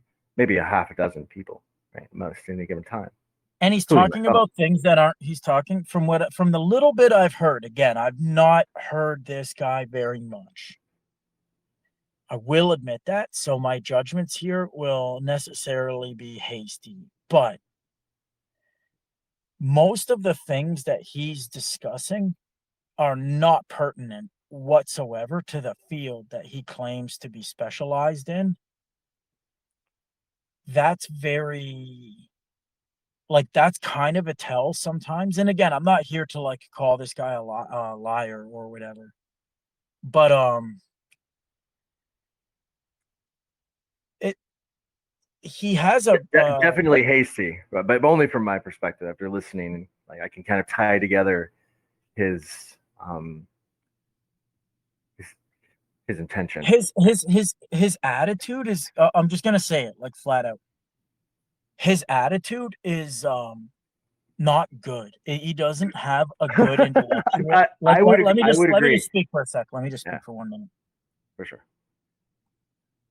When it comes down to it, like if you've adopted to any extent, right, hard or soft, like the pragmatist's maxim of sort of like rejecting any sort of absolute stance or something like that, looking at the extrinsicity of and instrumentality of ideas rather than like just saying, like the way Arval, he just puts his foot down and he says, this is the way the world is, period.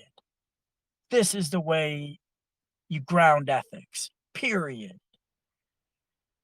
Rather than saying, if you start with these axioms, these first principles, then that is a valid conclusion, but you can never really, justify the first principles in the first place without appealing to, other justifications. And you have like a bit of a justificatory circularity, whatever, in your epistemology. So it's all sort of like framework dependent, whatever. This guy doesn't seem to like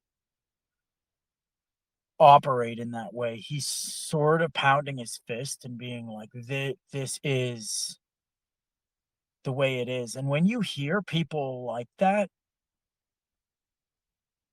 it always gets my guard up right away. Like the smartest people in the world are so tentative in their conclusions, they're so respectful of the detractors that pose like thorough challenges to their beliefs, whatever. I was listening to this video, and you should, maybe if you ever find time, you should listen to this. I don't know if you can listen to stuff at work or whatever, but it's a 2.5 hour video on YouTube. It's Robert Brandom, and it is probably the greatest masterclass in intellectuality I've ever heard. So this guy, Bob Brandom, who's like a pragmatist, Salarzian, whatever, he has this extremely heterodox reading of Hegel, particularly the phenomenology. It's very unconventional, very controversial. He read Hegel as like a pragmatic, normative realist, and one by one by one by one by one, for 2 hours straight, these Hegel scholars from like the top institutions in the world, they come up there with these like pre-canned challenges and criticisms of his views of Hegel. And they're long too, they're lengthy. Every guy talks for like 5-10 minutes straight. And as Brandom's like listening to all these criticisms, he's organizing them, and he's not even writing anything down. He's just able to track in order all the different points they're making. And then the second it's his turn to respond, he's able to immediately address every single point. He doesn't hesitate or stutter once, but he remains so respectful and showing so much humility through the whole thing. Like, humility is so important when you get to like higher order of abstraction in philosophy, because philosophy almost becomes just like an attitudinal thing. We've talked about this like a lot recently. Like,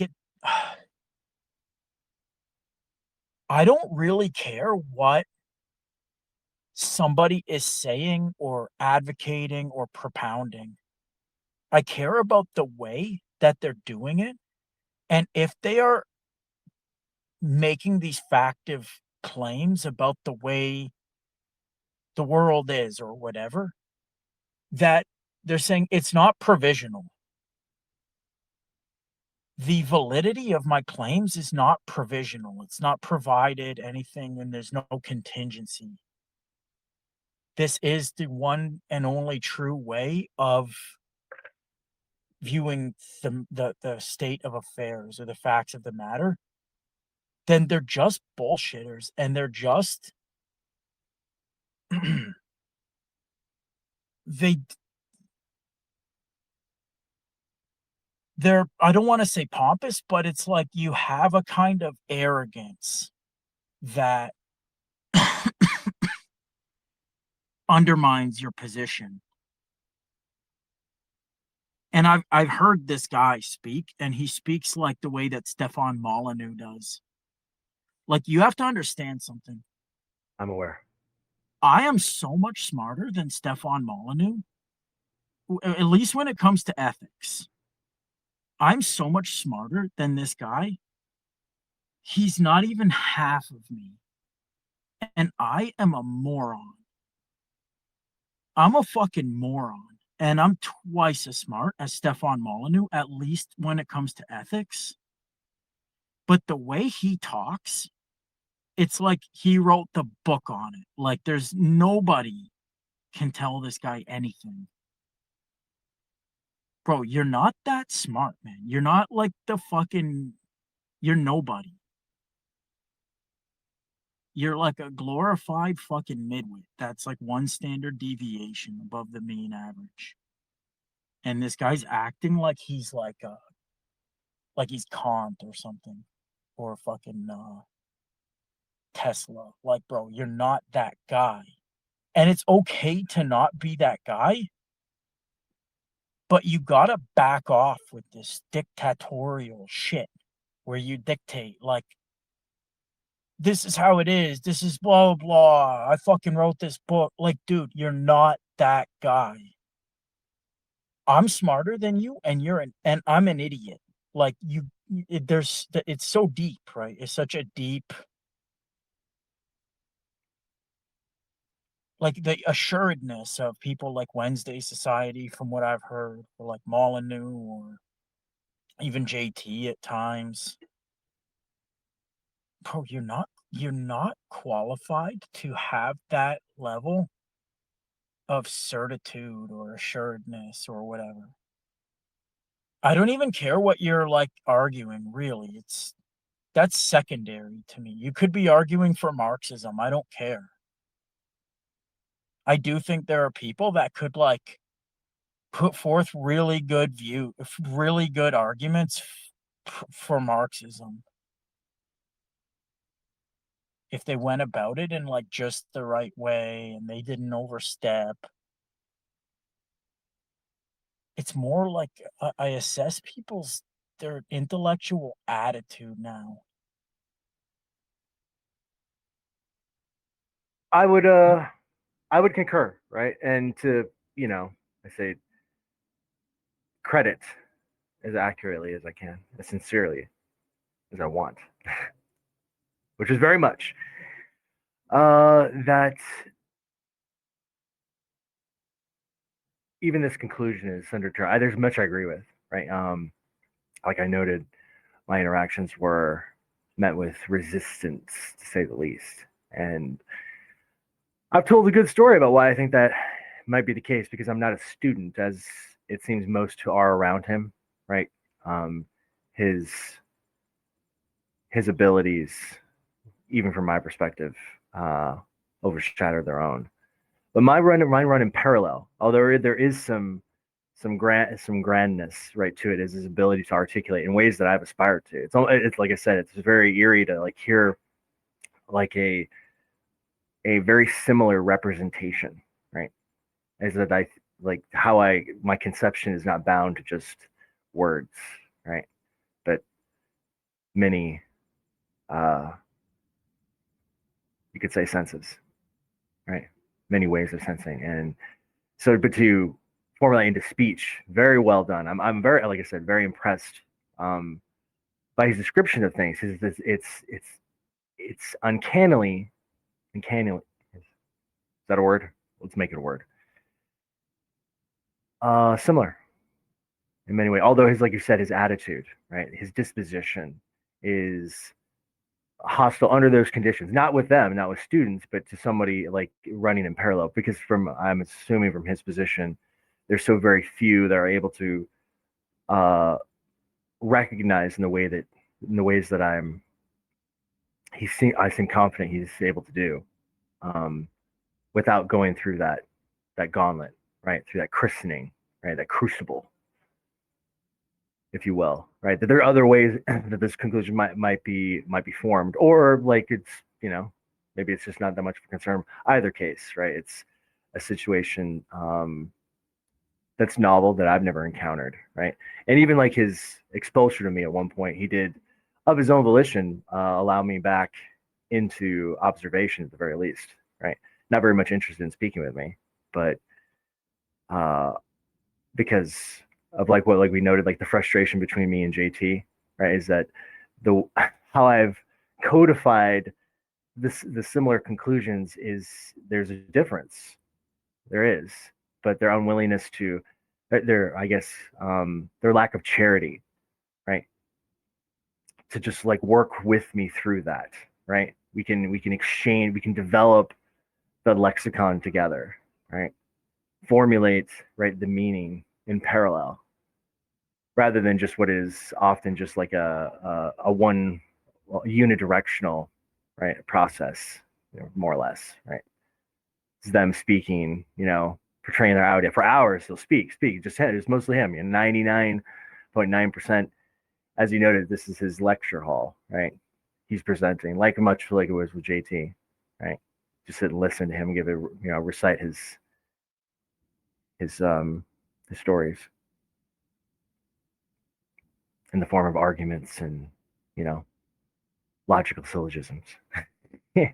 In this case, the study of language and concepts, and you know, root stories of I guess you could say just correlation, right? Like the art of correlating and how you build like networks of how you build a network. What I suppose to put it in He was making he simple was terms. making some argument. He was making some argument the other day, and I'm not trying to nitpick. Like you brought him up, and I'll just give like an honest assessment. He was making some argument that this wasn't a position he was committed to, but he was saying that it was possibly the case that new findings have or could suggest that reproduction, meaning like sexual reproduction, Oh yeah, could it's be a repair mechanism. is a repair mechanism. Now, something like that, it shows me that this is a really kind of a pedantic point, but it's very important to make this because this will just be lost on people that aren't like very intelligent. So the argument was basically, I guess you've heard it before, that it could be like a cellular repair mechanism because I guess like from the POV of a cell or whatever, like it's just it'd be indifferent to whether it like. Oh, dude, I've already surmised that reproduction, like the way we But framed it, here's is the all thing. backwards. Here's the thing though. Narratives aren't real. This is where I would agree with like Derrida or like meta narratives are all erroneous ultimately. I'd be like an error theorist about any kind of a meta narrative where they're like it's narrative driven in the sense that you're telling a story about cells. Mm-hmm. And, and that's one way of looking at it. Okay, that's one way of describing like, and it might be a good way. In describing it that way, it might even lead to like new advances in science because we think of the same thing but in a different sense, right? The reference is fixed, but the sense is altered, and now it leads The to new. sentiment. Yeah. But there's no fact of the matter, nor could there be a fact of the matter as to whether or not that's the case. And if people aren't like nihilistic about meta narrative, then I think it's hard to explain. Like they might be smart in a way, but they haven't thought far enough about like philosophy of science or basically. I'm not Well, trying this to is the be like hard one. It's the hard one to make, man. Okay, I mean, like, I'm not trying to be I'm not trying to be like arrogant, but that one thing alone just tells me like I know more than this guy about philosophy.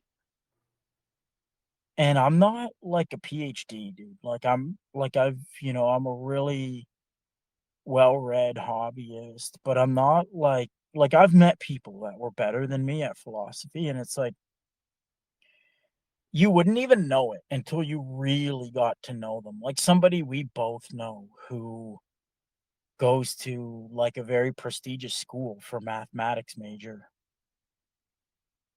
You wouldn't really know it talking to that guy until you brought it up to him. You'd be like, wow, this guy actually is almost like a genius, basically.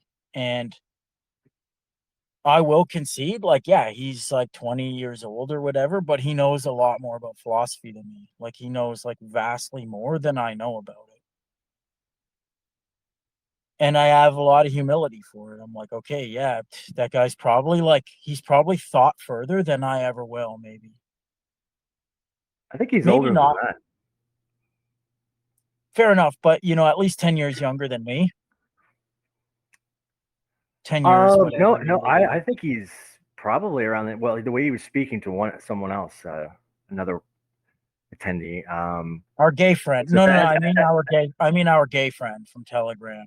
oh, okay. Yes, yes, yes. The mathematician. Oh, yes, yes, yes. That friend, That's who I was referring to. indeed.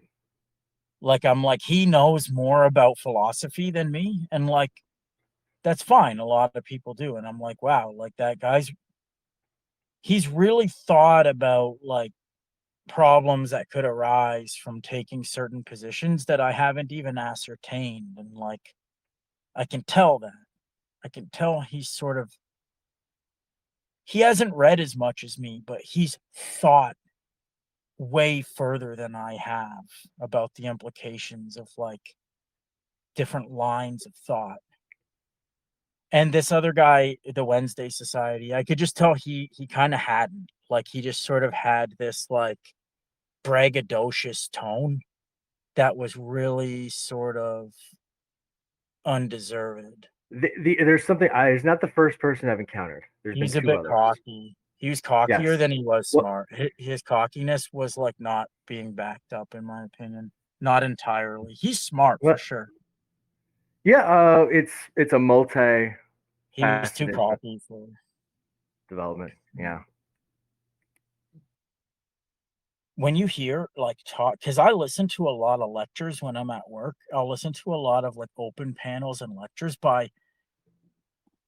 I don't listen to like Twitter streams. I listen to actual like big time philosophers, like people like W.V. Quine, like the interviews he did, or like, Rorty and whoever else.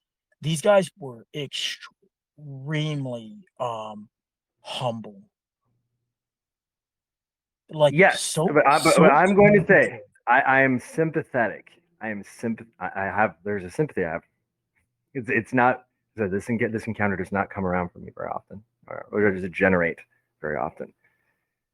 I do. I pay notice, right? So that's why I've been Yeah, um passively, like passively sitting in. Right, I'm not being taught, but I am listening to the lecture, and yeah, you know, I'm inspired by the by the framing, the ways of framing, right? They're very well done. I almost feel like I say I'm sort of in a sense very uh call it wondered, right, right by the experience, along with what you're talking about, right?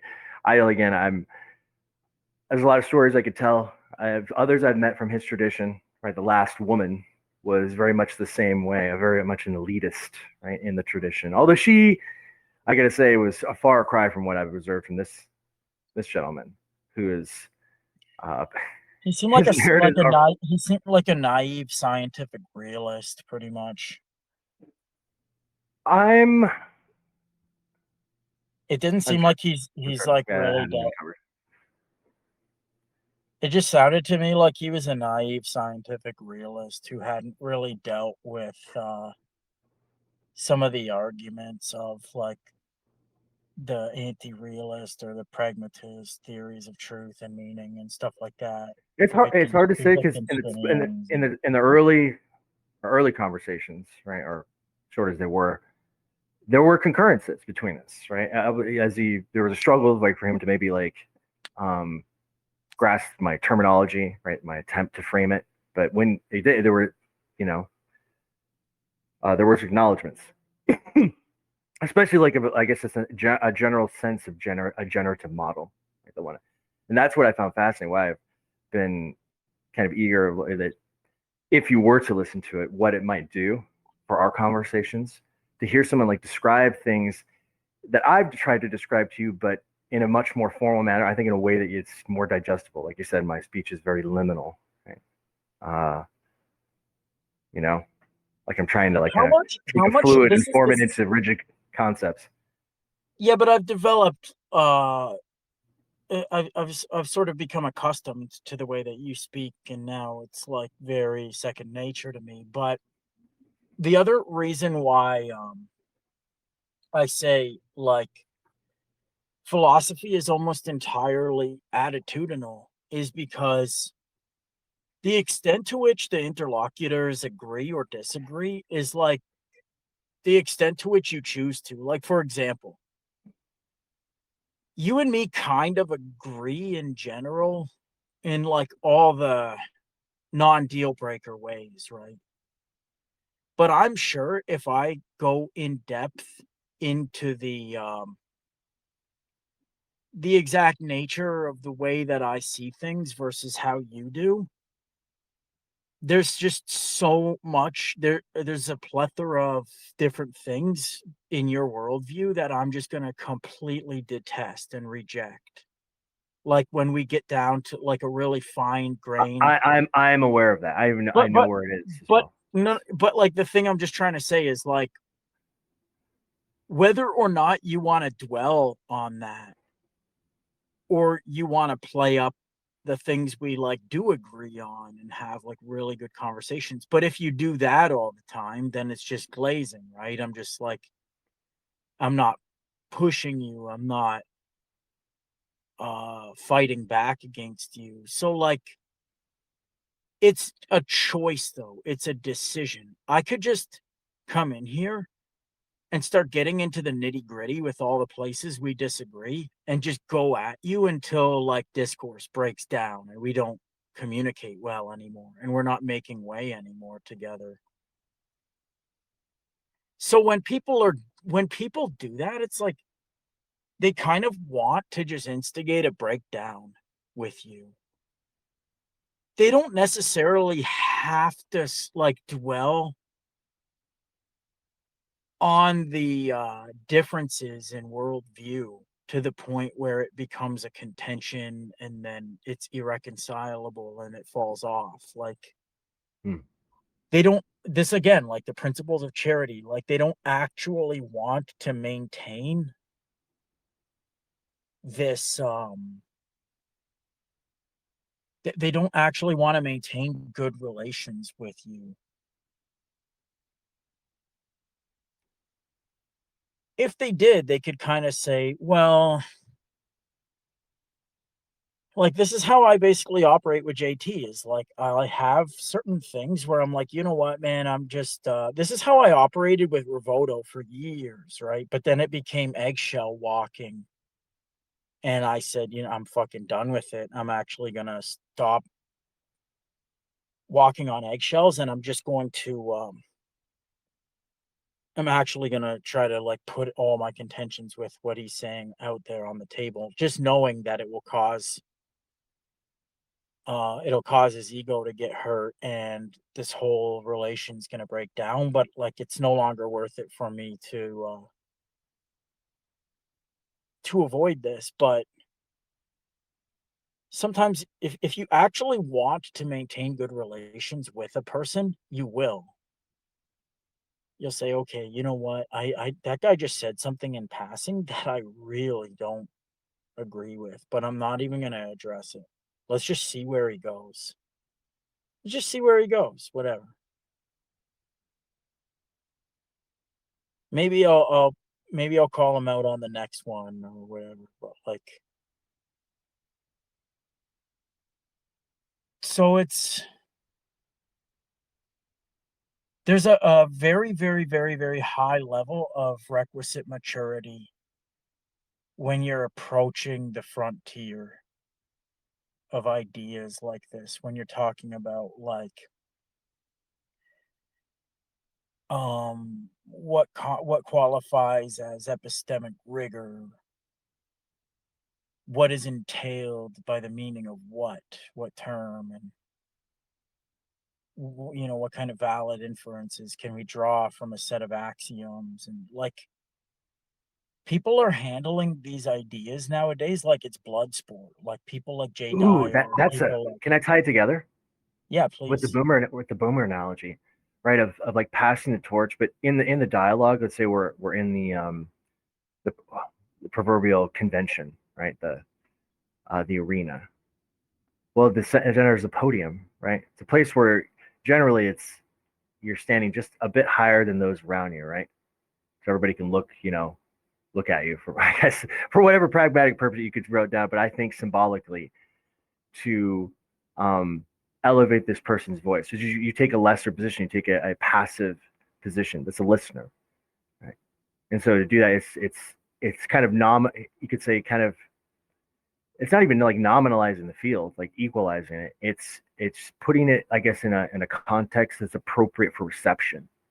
or more appropriate, which is like allow like in this case with this man is not like offering that to me, like give me a stage, allow me to present the charity, the generosity, the philanthropy of sitting lower than me, right, so that I can be heard, right, so I can be considered, essentially, and necessary because I have to do it too, right, and even in this conversation, time I just like interjection, right, so I sit back, right, I'm going to offer, right, that goodwill so that you can Yes. I can hear you, right? As frustrating as it might be, right? As compelled as I might be to speak, right, at times. And likewise, I assume it's um, you, you have a similar sentiment that Yeah. drives you. Like when I've been speaking like 95% of the time, as I was for like when we first opened up this chat and I just spoke for like 20 minutes, I am aware of that. Like there's almost a bit of a debt that I have. I don't think of it like I'm not like cognizant of it. It's just there. Like I'm aware, okay, I've been really making this about me and I'm going to continue to do it cuz I think it'll kind of pay off, but like I really kind of owe like this, fellow interlocutors. I'm sort of in the hole now a little bit.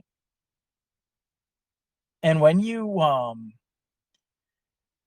again, when you listen to like conversations of very, very prolific and eminent philosophers, and they had these conversations that they people don't do this anymore because the internet's turned into slop. But back in the 80s and the 70s, like they would do these grainy interviews with like very prestigious philosophers, and these guys would always the one thing they have in common before they say anything, they'll preface it 10 times with humility. Like they'll say, I'm going to say something. I just want to make one point, and I want to know like what you think about this. But and this is just my view. Like, don't take this as gospel.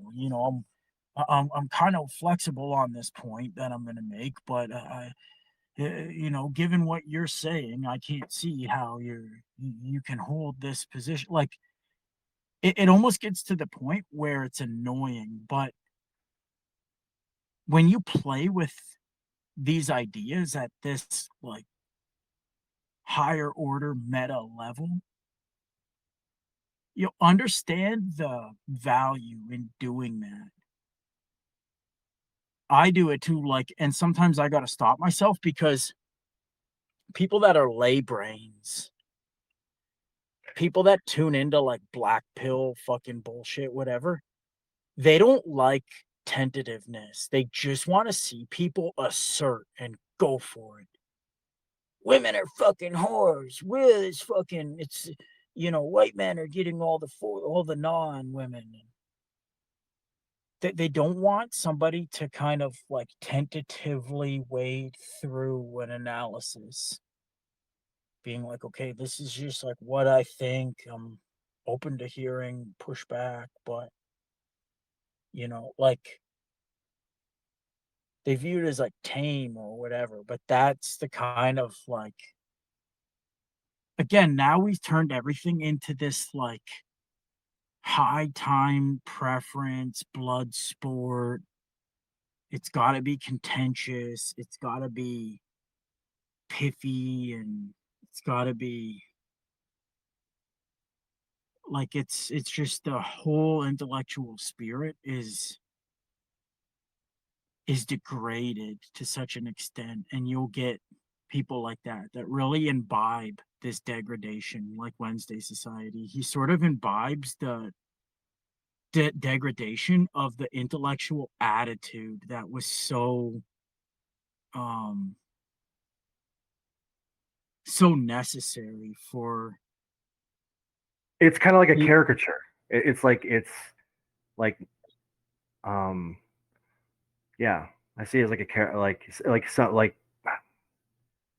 like a caricature of like masculinity in the West, if you say something like that, right? It's like there's all these expectations of how I should conduct, how I should view myself, how I should play the role, right? In this sense, an elitism, right? A highfalutin like quality, right? An arrogance, like you noted, simply. Um, a position where you're looking down. That's how my sentiment, right? How I've been engaged with in such a way.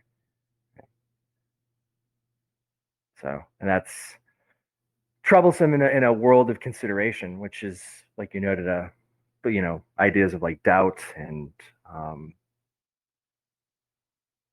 uh, consideration, right? Require like an underdeterminacy, right? You have to inversely, right? Paradoxically, you have to embrace a lacking of confidence, right, to form one. So, maybe fittingly, right? It's just how you feel about the paradox, but that's my sentiment, right? That it's like knowledge, right? It's like in order to know more things, you have to paradox kind of like suggest to yourself that you don't have any knowledge, right? In order to obtain it. Yeah. As perplexing that is to say right now, given what I recognize, still, I think it demonstrates the point. Right? What I think, I'm gonna try to make a bit of a, how do I put this out? Okay, so what philosophy is the explication of the rules and the applications of the lower level, like, concepts and terms that you use. It's a meta level, um, formal analysis of, like, what you're already doing that supervenes on, like, ordinary discourse and the way that you talk, the way you rationalize, the way you, reason your way from premises to conclusions and what you take as constituting validity, etc. So anybody can do philosophy. It's very different than, let's say, chemistry, where you have an application element, an applicational element to the knowledge. Like, it's not just simply making explicit something you're already doing. It's actually taking conceptual knowledge and understanding and then applying it to um, physical matter, right? With that being said, a lot of people will hastily jump to the conclusion that what I've just said is that philosophy is egalitarian insofar as anybody can do it, because all you have to do to be a philosopher is just look inside of yourself and think deeply about the way that you reason, the way that you think. That's not the case because some men are much better at doing this than others. The, you know, people like Aristotle, people like Kant, they were much, much better at introspection and explication than you will ever be. And hence, there is an academic tradition that they have left, which somebody ought put some time into understanding. However, it's not necessarily required. Somebody may have a very strong ability to observe themselves in practice and derive from said observation um, a lot of insights about the way that they reason, the way that they apply logic and concepts. And so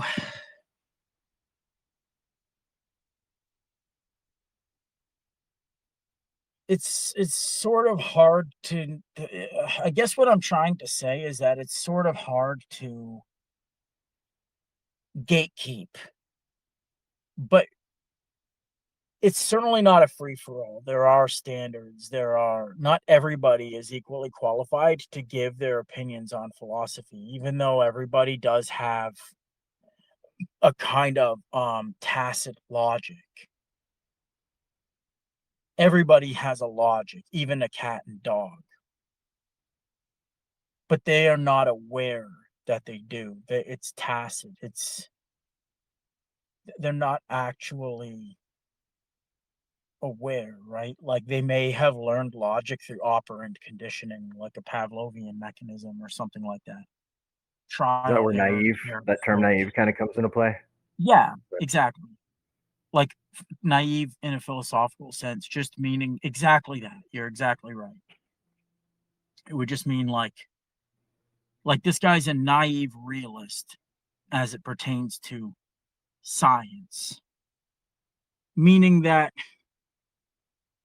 you haven't actually thought deeply about all of the ways your ideas can be wrong, which is this is the hallmark of what separates very smart people from midwits who LARP as big brains. Is that an actual very smart academic or a theoretician like David Kellogg Lewis, for example, right? They used to say, he would go to these dinner parties and people would ask him questions. What do you think about this? And he would sit and he would stare off for like 2 minutes. And then he would say, okay, this is what I think. This is why I think it. Now, here are three possible objections which would undermine my position. And here are the responses I would give to each objection. That's how he would answer a question. He would give his answer and then he would give three possible objections, which would knock down his conclusion or completely undermine it or invalidate it. And then he would give responses to those. Here's why I don't think objection number 2 holds. So the only reason you can only really hold a position when you know why you don't hold it, like a double negative. Like, I can only know why I'm a Protestant if I know why I'm not a Protestant.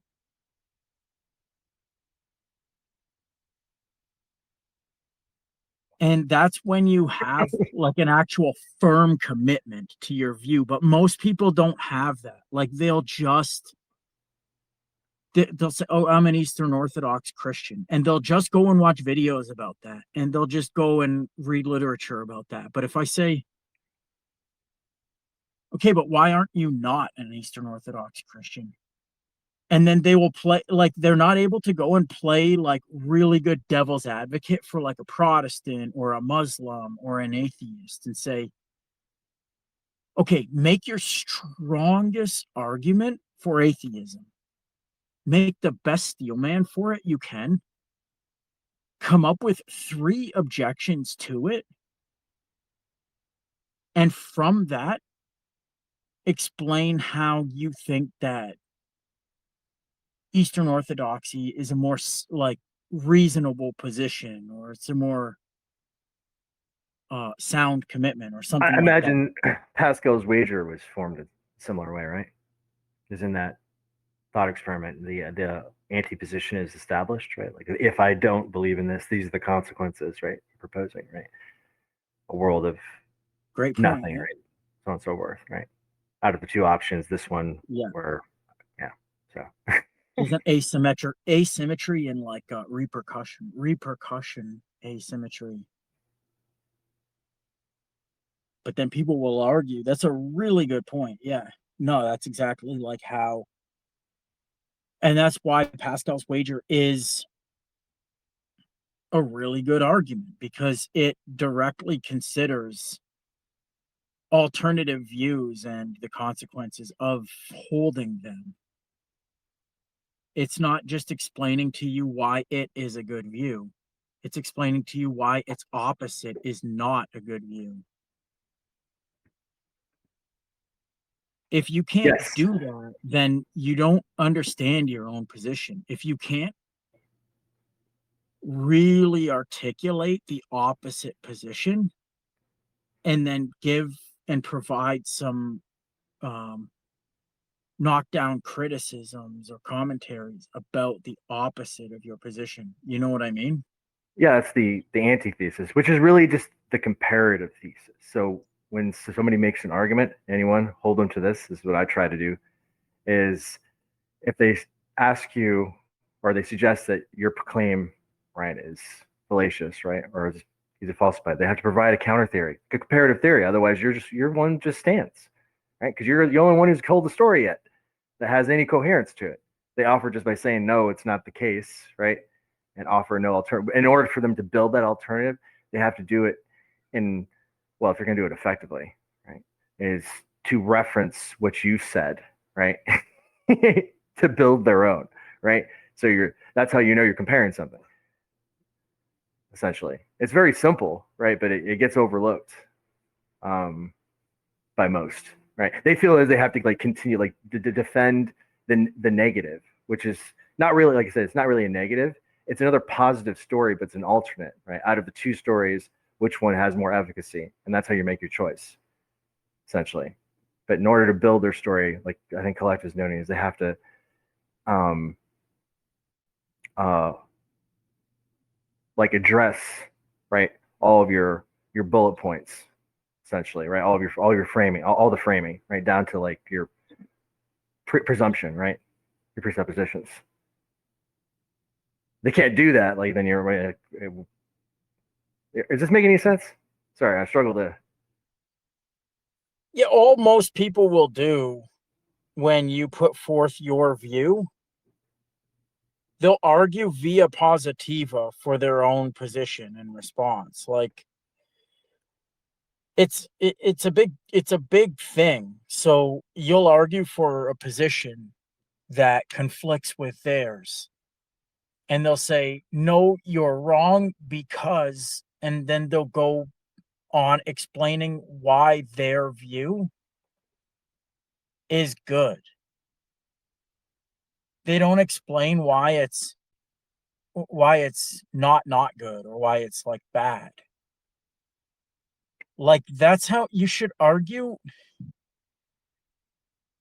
It's like a culling away or something like that is how you should derive like a position or a stance is That's what by I'm saying. It's like they have to by the bullet points. I tell you like the counter arguments, because if they're just giving a play like I'm going to tell you why my thing is good, often what it becomes is they're not addressing your points. Like you didn't no, they like never address what are. I Yeah. said here or said here. You just gave you gave an alternate presentation for sure, but it didn't like give us. It wasn't obvious how what you were saying compares to this, because you weren't addressing them directly. Like in his statement here, this is the alternative in my model, right? In this statement here, here's the alternative of this model. But in order to, you have to be able to like critique, like analyze, affirm their position. You have to make, like in a sense, kind of make their case in order to disassemble it, right? You have to be able to Yeah. like identify what you're addressing, right, as you take it apart.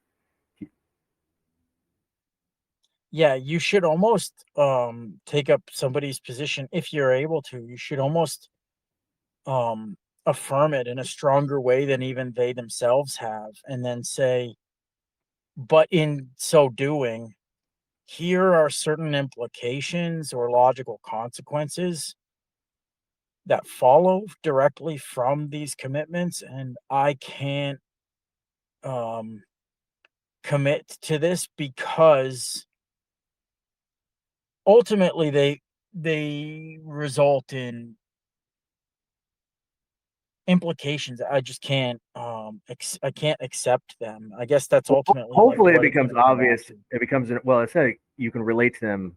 I think the only thing that I've ever been able to encounter, which is an absurdity, which is like where the statement or the I concept. want to, yeah, I want to keep saying reductio ad absurdum, but that's a little bit different, but it's very close to the methodology I'm trying to It just describe. nullifies the concept. Nullifies. We say like it makes no sense, right? Because in of itself, it commits to a contradiction, as we call, which is like the proverbial irony, right?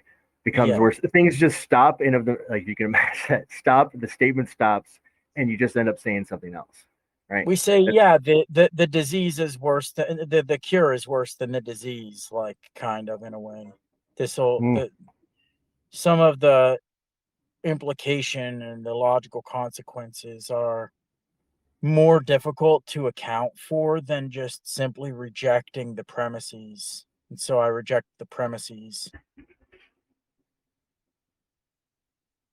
And then you can go on to eventually, you can argue that your stance doesn't necessarily lead to such unwarranted or undesirable consequences. And you can start to kind of like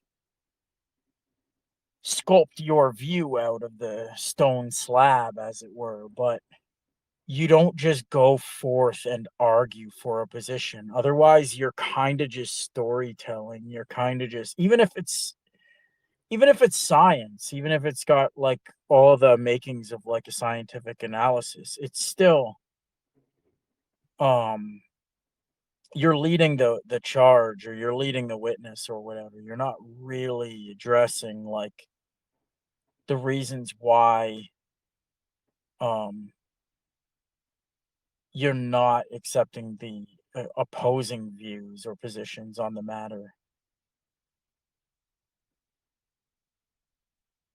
And that's one thing that I always like. I always take notice of whether somebody's doing that.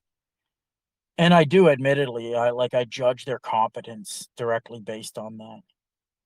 If they're just always positiva via positiva, just arguing and advancing their own position, like the way 100% of Eastern Orthodox Christians will,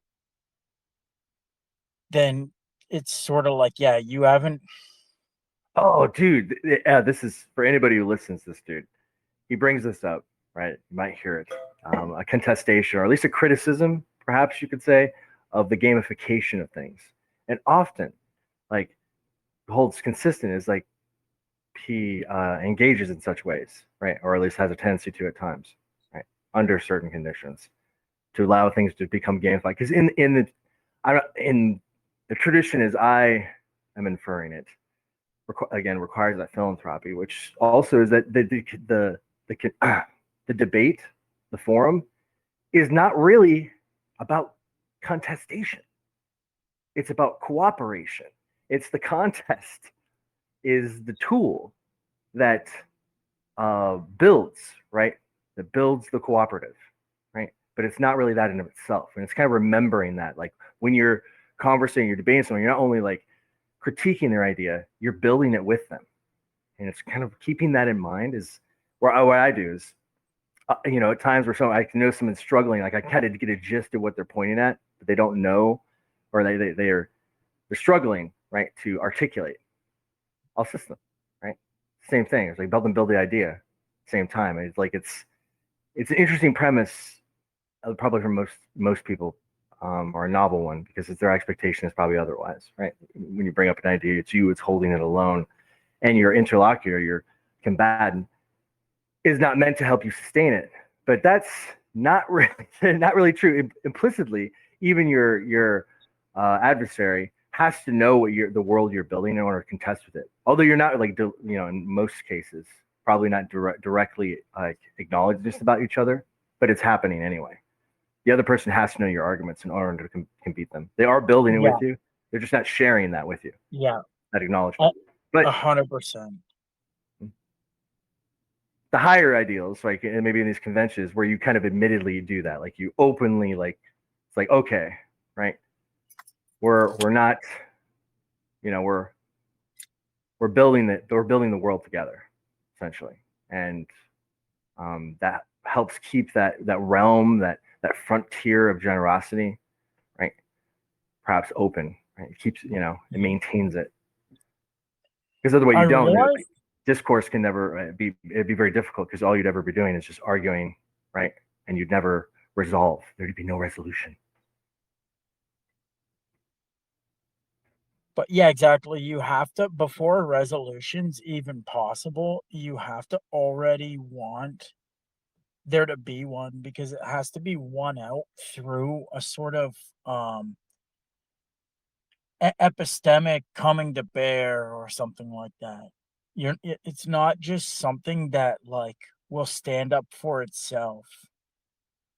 So what I realized about myself is that um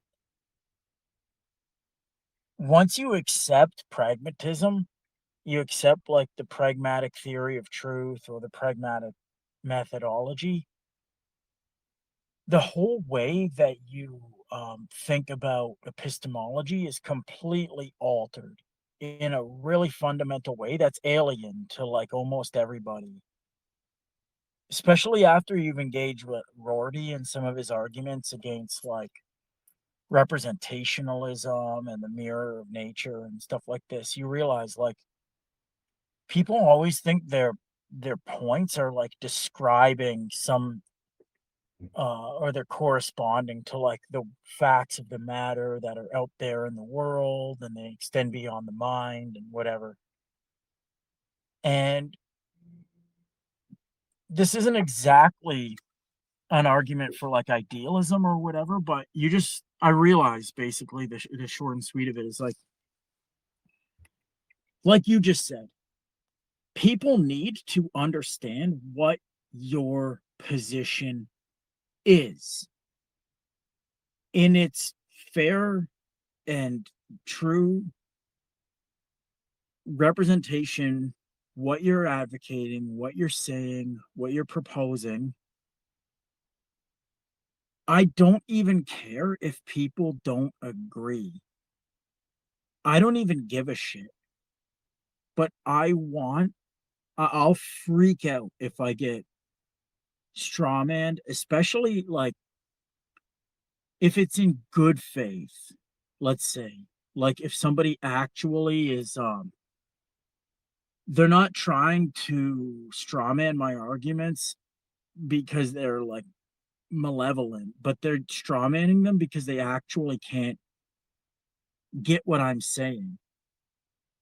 And the more I push and push, people will say, "Oh, you're like a dictator, you're a despot. You want to force people to agree with you." I don't really care about agreement. Like I do, but we can worry about that later, way later. I need you to understand what I'm saying right now. And if you don't, either I got a problem or you got a problem. But like, you might have to really want to understand me in order that you will like take the time to sort of focus and listen and play with the idea, allow it to internalize you for a minute or become internal to yourself for a minute or whatever. Try and genuinely imagine like what if I saw things as thus and so, then what? And it's so hard to bring most people. This is why I am so hateful of people because most people won't go there with you. They won't build with you. And so I'm like, okay, I don't even want your agreement. I don't want you to just bend to my will and be a fucking sycophant. I don't want you to, Yes, they're incestuous. yeah, That's a quote. Uh, by the way, if it happens to listen to it, I hope you laugh at that because it is right to it's because we're already building together, and the lack of respect of that, right, becomes kind of incestuous, becomes disruptive or degenerate, right? It's like you're already doing it, dude. Just only your lack of respect that's causing the contention Yeah. in some way. So you don't have to. Well, it's like you could choose otherwise, but the choice will always be there, right? Only there for you to deny. That's all it'll ever be, right? Just a denial, a self-imposed disregard, This is but why not I do. self-inspired in the isomorphic sense.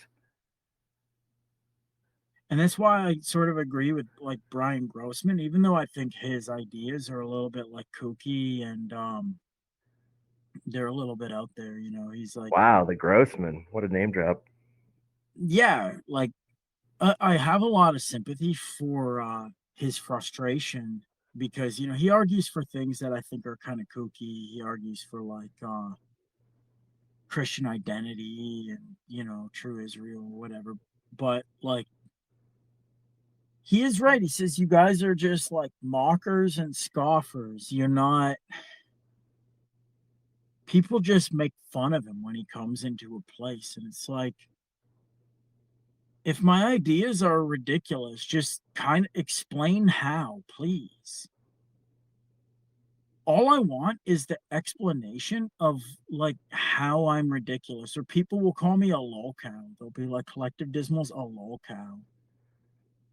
I don't know if you, well, Okay, I guess come in and yeah, that explain how. Come and explain how, and then they don't because like with obviously the they're charity you scared to provide debate with with me. that, it's odd, right? Because you bring up Brian Grossman, and although like yes, there's that similarity, right? Where, but He's a his nutcase, yeah. he's not charitable, right, in his interpretations or his ability to listen and consider, which is, to me is But more he justified. asks for it all the time.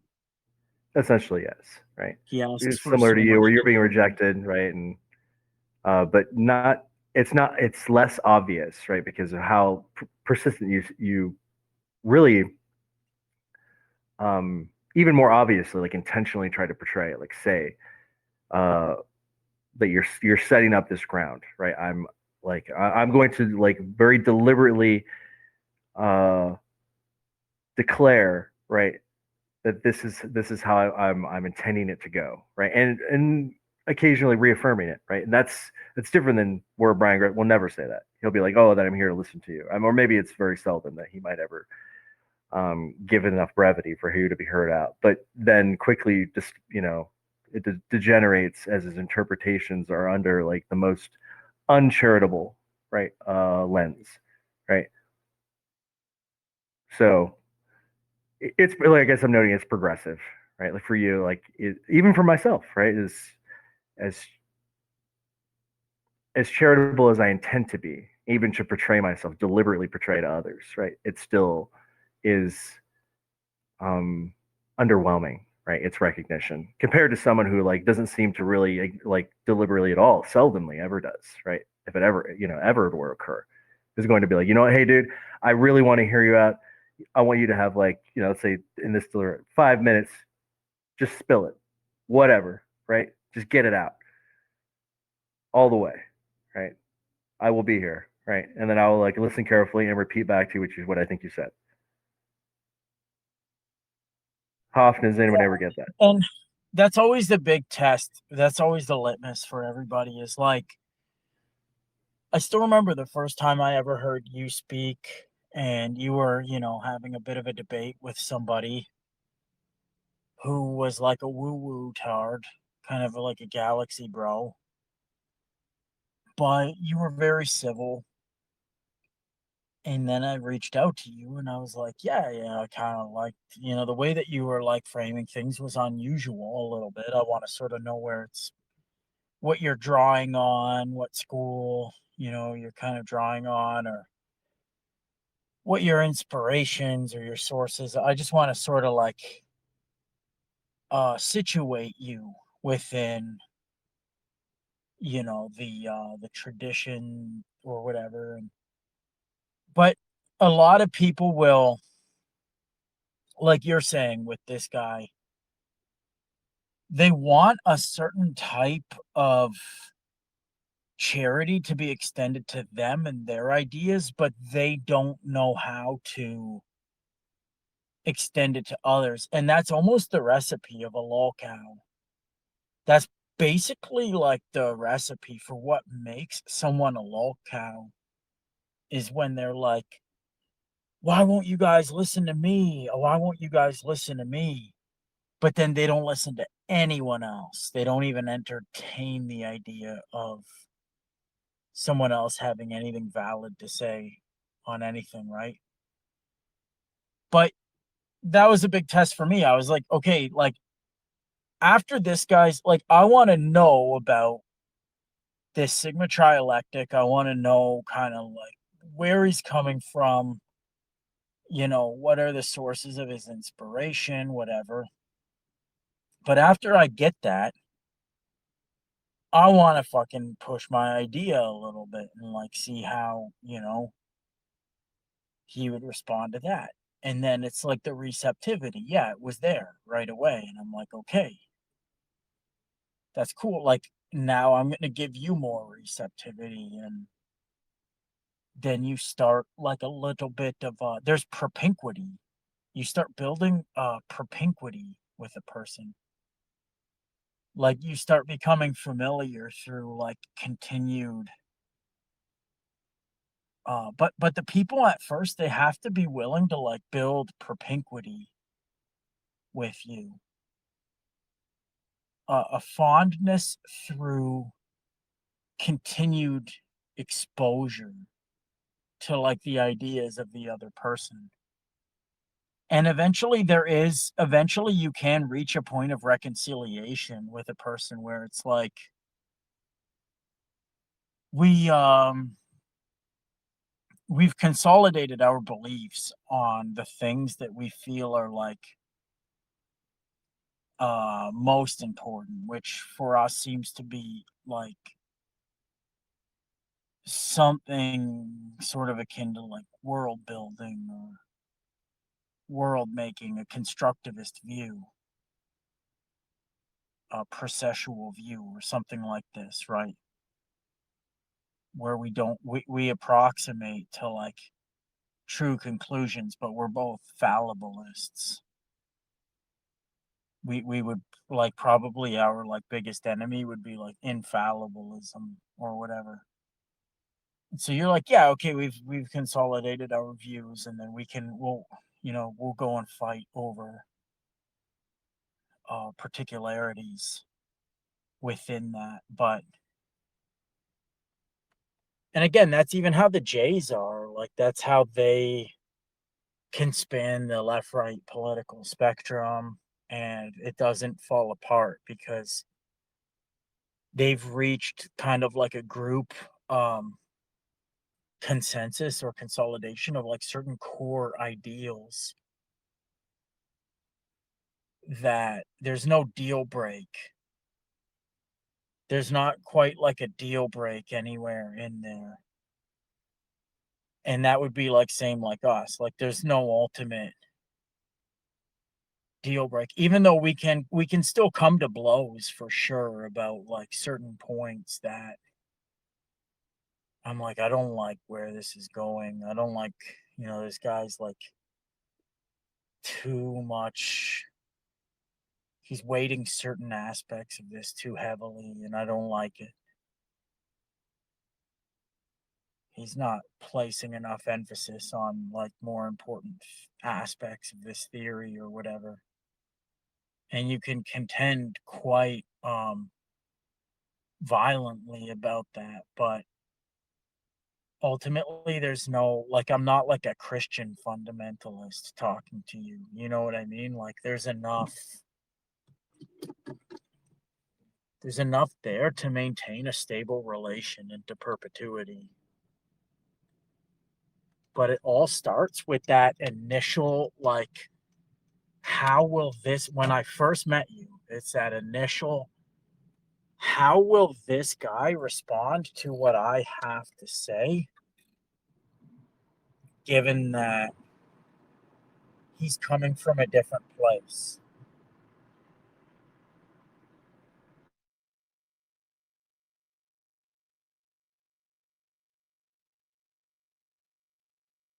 Yeah, a different orientation. Right? So somebody you're meeting in parallel, maybe like you and JT, it's arriving at a similar location from, at you, right?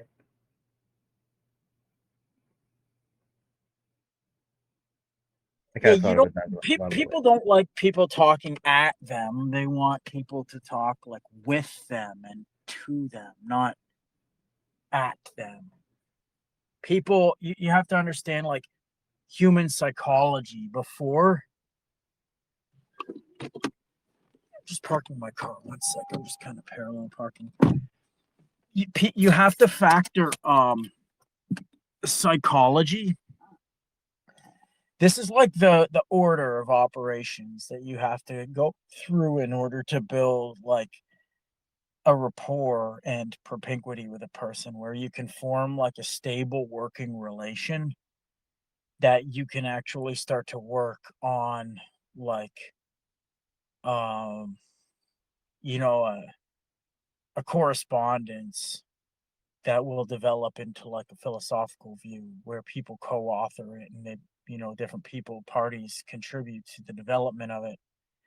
Is that it would start with psychology, understanding that people have egos, people have investments in their views. A lot of times we're not sensitive enough to the fact that people have invested in the development of their views and their positions. And that's sunken cost, and revision is very costly and Well, expensive. let's discuss. Well, at least mention that what they've invested is like their sense of self, like Yeah. like the often or maybe even primarily, primitively, that foundation of that model, of that concept, of that construct. To take away like the foundation of your Jenga set, right? You got to pull it out and maybe replace it with something else, right? That quickly, right? Otherwise, it's stable. At least maybe that's the way we could And you the and sentiment. you always have to be very mindful of that fact, and you have to, as you present your ideas, you have to simultaneously understand that where the other person's coming from and say, listen, I know this sounds like an overhaul of your belief system, but it's not. It's just uh, maybe a bit of an addition to it, or a bit of a No, you reorientation. actually. What did you mention earlier at the beginning of this We're not just conversation? trying to dispense. We're not just trying to bulldoze your belief system and overhaul it in one foul swoop. We're trying to complement it and maybe make a merger and a fusion with something else that you find acceptable. You have to really understand like people to do this. Yes, I'm you just said it well walking. at the I'm beginning just of the walking. conversation. Sorry. No, no, I cut you off. I'm just walking into my house, and because my phone's almost dead, so I'm just going to be quiet for like a minute Gotcha. till I get to my room. But continue talking. I'm listening. You said didn't Um, something. yes, you acknowledged earlier at the beginning of the conversation about the idea of a certain act, like mentioning the framing, the way it is of framing, and that there there could be innovation from this new way of thinking. You were like we're kind of contextualizing like the generative worldview because I think I just mentioned that, and for me like all it's really changed is kind of like like I said, a sentiment of a feeling about what we're doing, right? That changes the way we engage with it, right? Um, hard to think that it's that simple, right? That the way we feel about something really dictates how you use it, right? How you think you can use it, right? Kind of like the idea of a hammer, right? Everything's a hammer like has a very specific purpose, but it's the person who's willing to tenuously hold like that concept of a hammer, right? As it may not necessarily need what this object can do, right? Like drive a nail in or used as a lever, paperweight, so on and so forth, right? You can continue to alter, right? Kind of bring that pragmatism, what it can do, right? How it can do, and likewise with concepts, right? Especially the idea of yourself, right? Essentially, right? And that's I like in what you're like the way we frame things now. Just I guess to bring it around is that the way we speak it does offer a great utility, right? It does work, but like this altering, like updating, adding this additional recognition, right? It doesn't take away from that utility, right? It enhances it, right? But it does come at a cost, right? And the cost is of that that very fanatical confidence that comes with the suggestion, right, of a stable identity, right, stable sense of self, right, even contained in an object, we call an object, in the sense of worldview, a metaphysic, right, a way of framing, a set of assumptions and presumptions, right, that uh, there's a how we presume before what we presume, right? That's the enhancement, the recognition of how you're doing what you're doing before you've done it, or while you're doing it, perhaps. Yep. Which like it changes like the feeling, right? Like of what you're doing, essentially, because it becomes like procedural, developmental, negotiative, right? And in that, there's an instability, a chaos, if you will. Actually, the chaos reference, very fitting, that has to kind of be embraced, right? And it's uncomfortable. That's where I like kind of with the sympathy you're talking about, somebody's worldview. They built this identity, like in a solidity, a confidence on that framing, right? On that idea. And to not just like you say you're not like removing it so it all fell down, but you're noting that that thing that you think is holding up is held together by a sentiment, right? Like, and if you're feeling this is something that's very obvious to you but ambiguous to others, is what's holding up It's held your sense together of by self. solidarity. Yeah, it's held together by Yeah, solidarity. That's like solidarity. what Well said. Rorty talked about it, like the necessity of solidarity in order to kind of uphold, um, truth and sociality. So what I want to do is, because again, we're the only people that talk to these issues that are trying to actually propose a solution, or at least a way of seeing things that can lend itself to an eventual solution. Most people are not. Most people are just reacting and giving commentaries, which is a lot of it's very good. A lot of it can be very highbrow. A lot of it can be very witty and entertaining, and it draws in a huge listenership. If you and me were to just sit here and give commentaries about uh, stupid shit we saw on Twitter or e-thoughts, like the whatever podcast or whatever, if we were to just sit here and respond to rage bait, basically, there's a huge viewership for that. But I'm willing to have a much smaller audience with you in order to put across ideas which I think are actually efficacious. And I'm not trying to go for I do actually want to provide a solution, and I think I can, at least theoretically.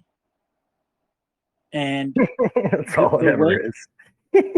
that's all it ever is. That's the secret to it, right? That's all it ever is. And this is why the hippies were kind of right, except for the fact that they were like being baited into hazard by Jays like Herbert Marcuse and the Frankfurt School. But the hippie sentiment was like, I am kind of like a hippie. I sort of agreed with just, fucking off the social norms and like living a life of um, mind alteration, cognitive enhancement, things like this, right?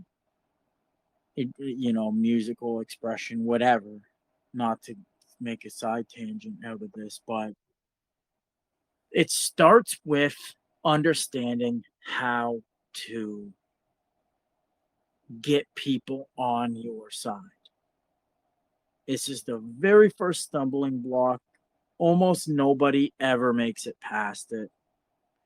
This is why men can't work together and they can't create any sort of semblance of a cohort, because it's hard enough just to get like two men to do this, right?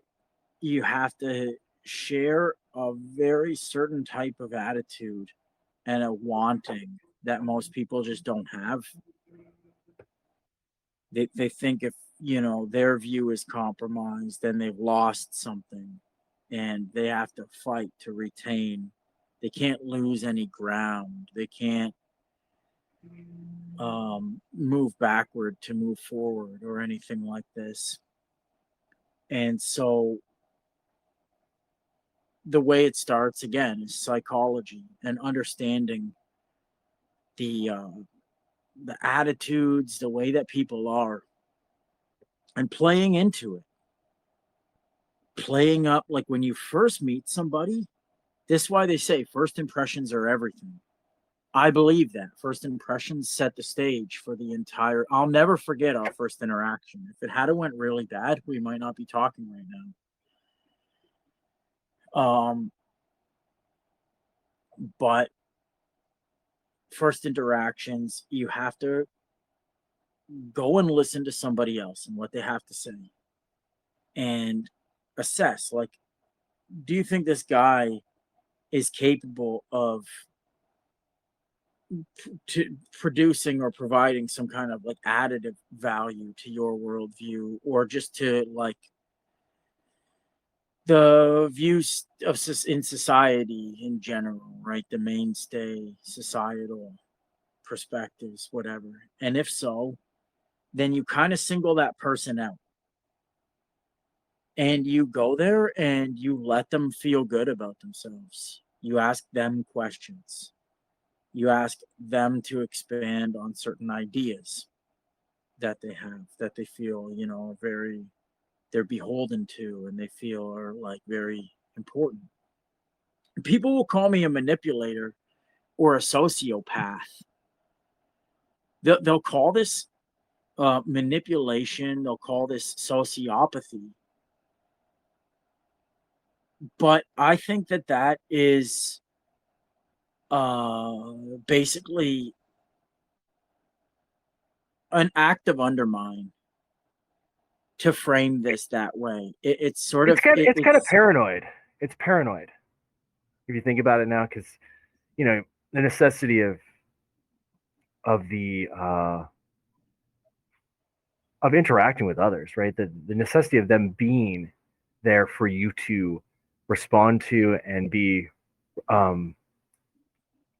to respond to and to be responded to, right, simultaneously, right? This necessity, but in the paranoia of that someone is there actively, at all times they're manipulating you as well as you, right? That they do it for their interests. Well, yeah, necessity. But when you get good at it, but when you get good at it, then they say, well, it's different somehow, right? Because you've actually learned the rules of what they'll call, manipulation.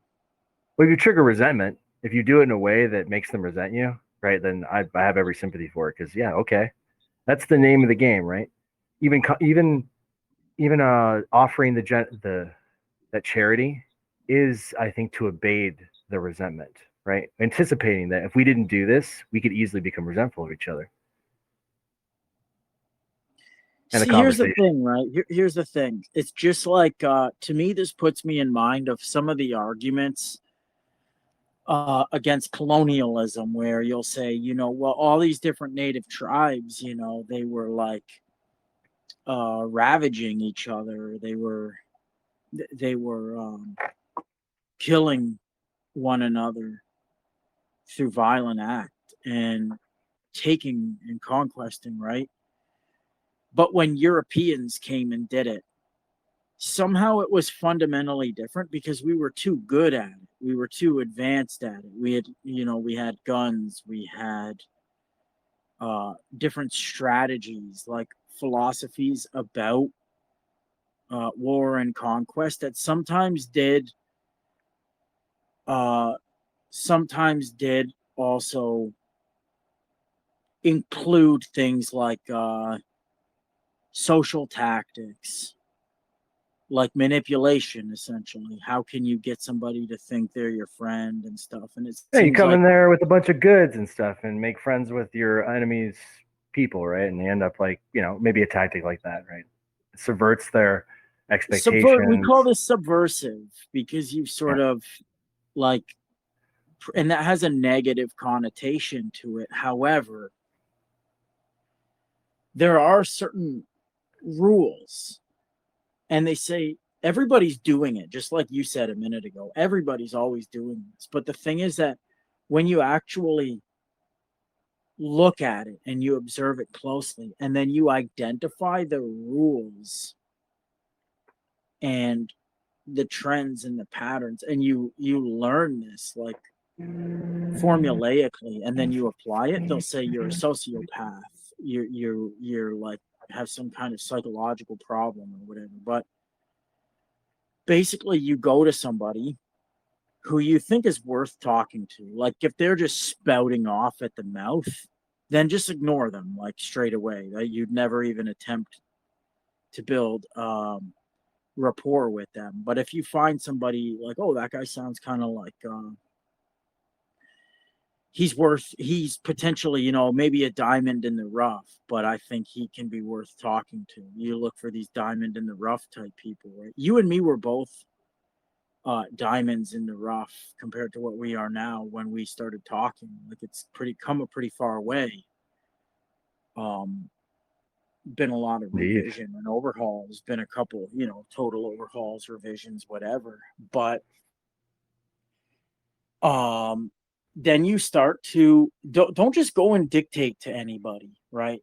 You go to somebody and you say, I heard you say this thing. I've never heard it said like that before. That's quite interesting. What did you mean by this? Oh wow. That's And I mean, don't be a faker. Like if you don't jive with anything they say, then don't like just you're not lying about it, but you kind of like you want to see the best in them. Like you give them a positive halo effect at first.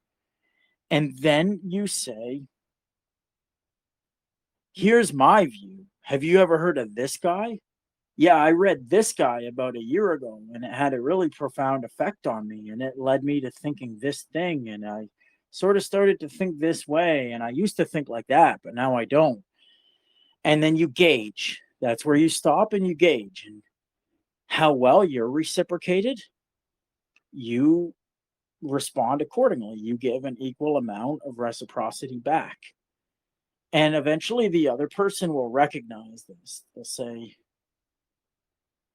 I've been giving and receiving a lot of charity here. And then both people are kind of like they've demonstrated the willingness, they want to sustain this working relationship. And then as that goes on, then you can start to kind of contend. You don't get to really contend with someone's views until way later when you're trying to build. You need a bit of a clean rapport first, and then you can say, yeah, man, I think you're going too much into the woo-woo drawer here, and I think this is kind of gay. I think this is kind of cringe. I think what you're saying, it's kind of soft. It's a little limp wristed. It's a little bit gay. It's a little like you can start to kind of because this person knows that you're not just like a one-upsman. You're not just like a dickhead. You know what I mean? You've actually built a rapport such that they respect your opinion, and now you have like a bit of power because like their critiques, they matter more because you know that this person has tried to already see you in the best light, but you've fallen short. Even where the most charity is extended to you, you've still fallen short in your analyses, in your teaching, in your ideas, whatever, in your framing, your building. And so the person will like really take on board criticisms, and you have to, the whole time you have to be meeting them, like you have to be doing the same thing. And then yeah, you build at a certain point it stabilizes,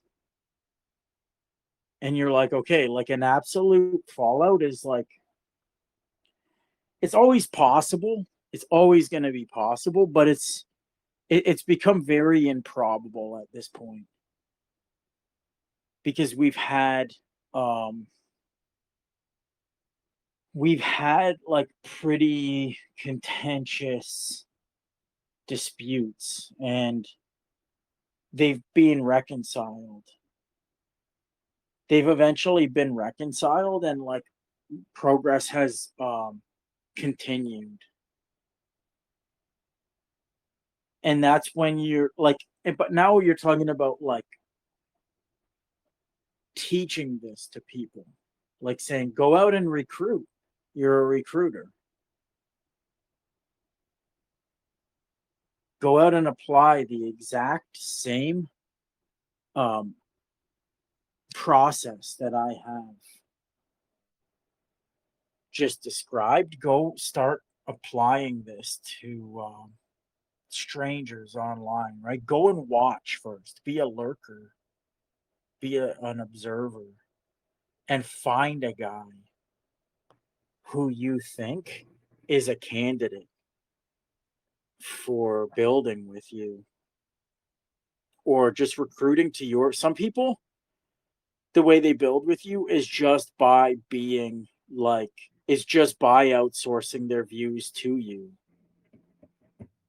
Like their way of building is just by admitting that they're not really nearly as competent as you, but that they have a sort of kind of a faith in you, and they're willing to just more For or me, dude, less. it's the curbing resentment. I trust that, like you do, curb because it's like your intention to not want to resent, like not wanting that, wanting something more with it. And there is a contrasting concept, but for now, that um, is something I've kind of been assuming, right? Or even within myself, like just that I don't want to resent you, right? Or the situation, or the moment, or the development. That uncomfortable, right? Ness, right? That comes from like a very degenerative uh, building, like framing. I don't like it, right? Your commitment to not like it either, like in a sense, I don't logically it seems to entail like, that you have to conclude doing otherwise. I don't form stable ground, right? I have to like again justifying the philanthropy, right? The charity, which is like this the seeking. You want to seek a resolution, committed, Yeah. right? Passionate, zealot, you know. What I'm saying used to probably just occur naturally prior to the internet and prior to people moving around a lot from city to city, state to state. When people were kind of highly local and not, there was no internet, everything I'm saying probably just occurred without any kind of introspection or real awareness that it was occurring, because you really can't avoid people when you're highly localized and non-relegated to the internet. But now we can just dash, we can just dine and dash. Like I'm like, oh man, I didn't like that Twitter space, I'm never going back there again. It's almost like dine and dashing at a restaurant and then just being like, okay, well, I'm just never going there again in my whole life. Like, I just have to like pretend that restaurant doesn't exist. We're not going back there. The internet's like that. And so what I'm saying is like,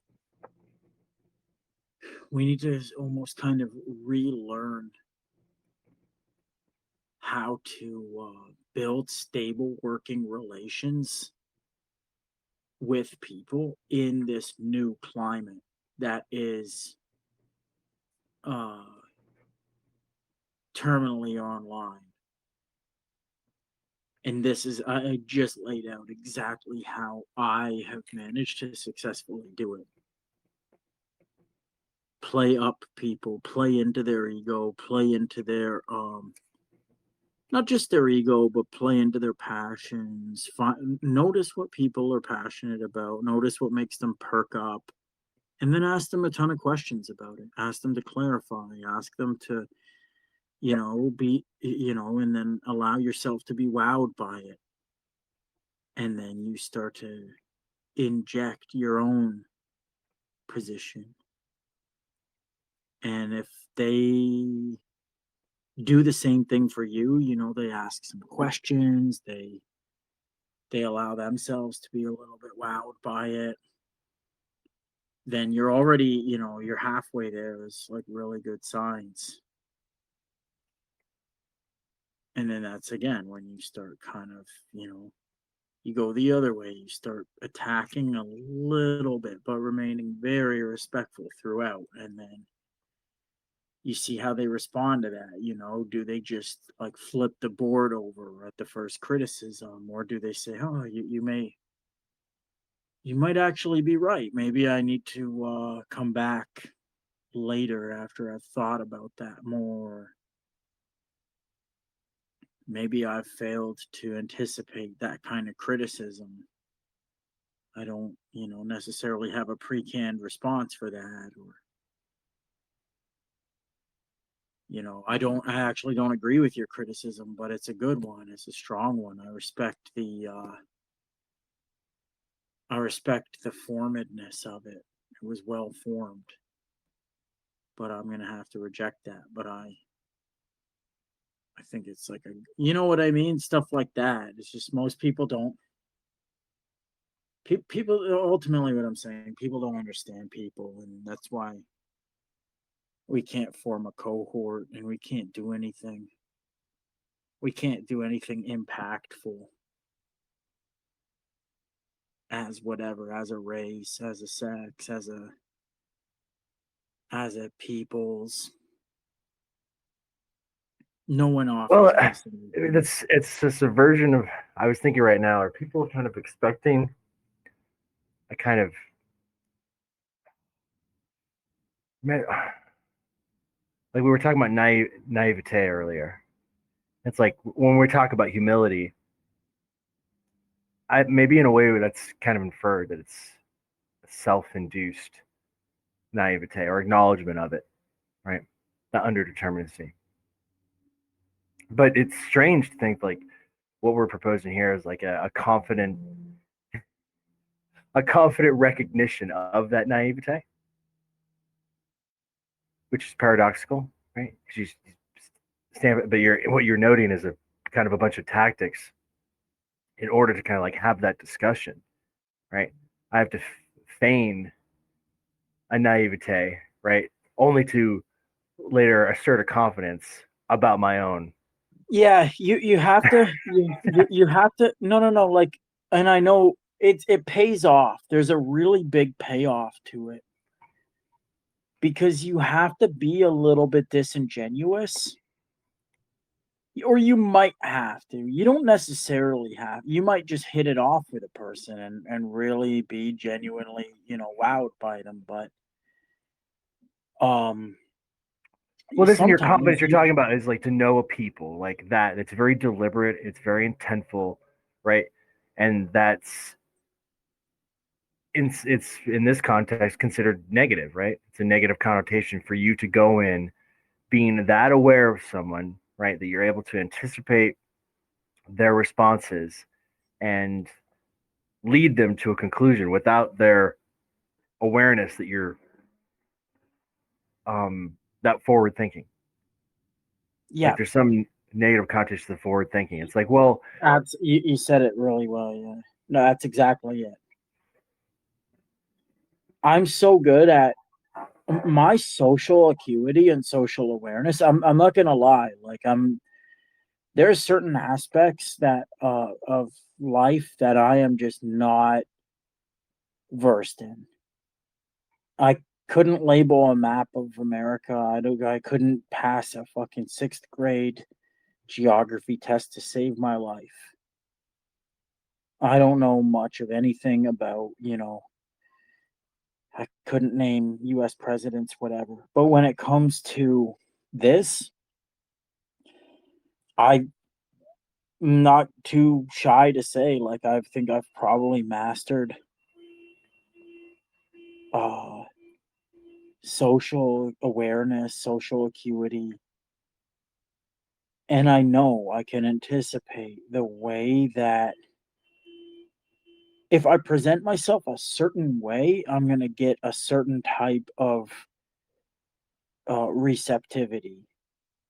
And if I present myself in another way, I'm going to get another type of receptivity. And I know that if I ask certain types of people certain types of questions, they will open up to me in certain in certain ways that are for the most part predictable. And unfortunately, this is required in order to in order to kind of cultivate a relationship where people are the most willing to build.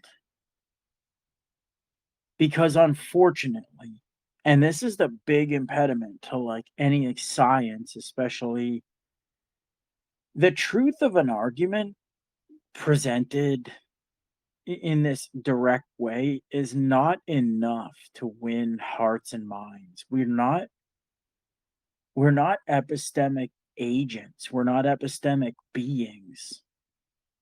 We're very rooted in our psychological makeup. And epistemology is just like one possible it's just one possible practice that we can engage in, but it's by no means we don't do by no means do we just necessarily adopt all the best arguments and conclusions and whatever has the most veracity. We have to like the people that are talking to us. We have to admire. Admiration comes in, right? Reputations, rapport, um, propinquity, different things like this, right? You have to let people save face. Concessions need to be made. Sometimes you need to, and I know this sounds like very psychopath or sociopathic and manipulative, but sometimes I'll concede a point to a person just because I'm aware that I haven't done so in a really long time. I might not even think the concessions like necessarily warranted, but it's not a big deal to just let that one kind of go because it was not like a huge like a hinge of it's not like a big hinge that my whole view like hinges upon or revolves around. You know what I mean? So I'll just be like, yeah, maybe I'm gonna just like give this guy some concessions because he's usually pretty nice to me, and I just haven't like really conceded to him in a while. I'm always aware of that. Always. I'm always aware of how much I've talked over somebody, if I've cut them off. I'm always aware of like these little micro transgressions that I've done in communication with people, and I try to pay them all back. I try to, keep things even, and you're able to just, again, like, you have to do this for some time first, and then you're able to actually drop all of that.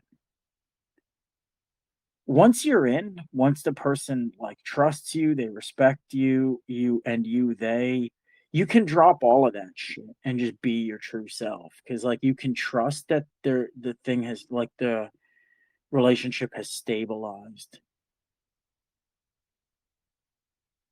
You know what I mean? Yeah, sure it up so that it can It's shored up, right? handle you know,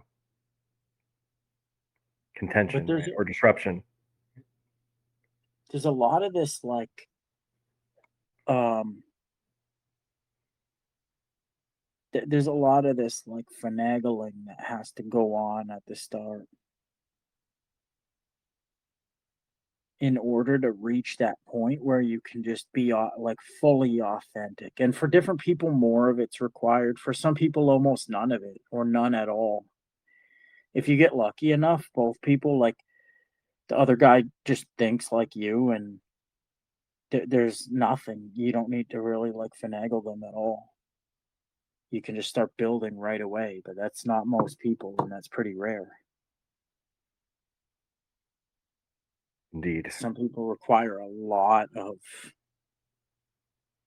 nudging and a lot of um this tact in order to get them to where they need to be in order that you can build together. I wish it wasn't like that, to be quite honest. Like, I wish you could just go to someone and be like, hey, my argument's a bit more well thought out than yours. And then they would go, oh, look at that. I've looked at it and it appears so. It's now my argument. I've now adopted that.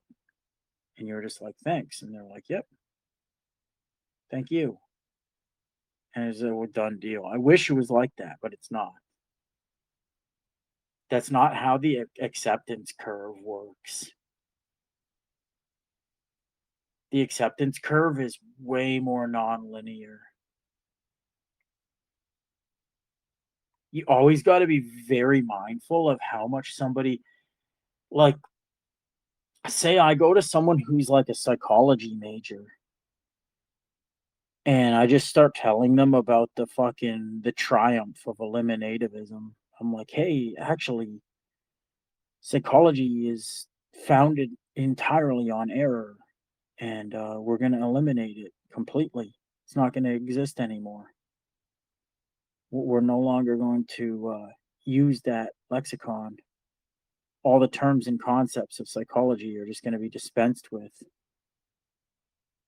They're going to be like, well, I've spent, X amount of tens of thousands of dollars in this, going to school. I have a degree for this thing.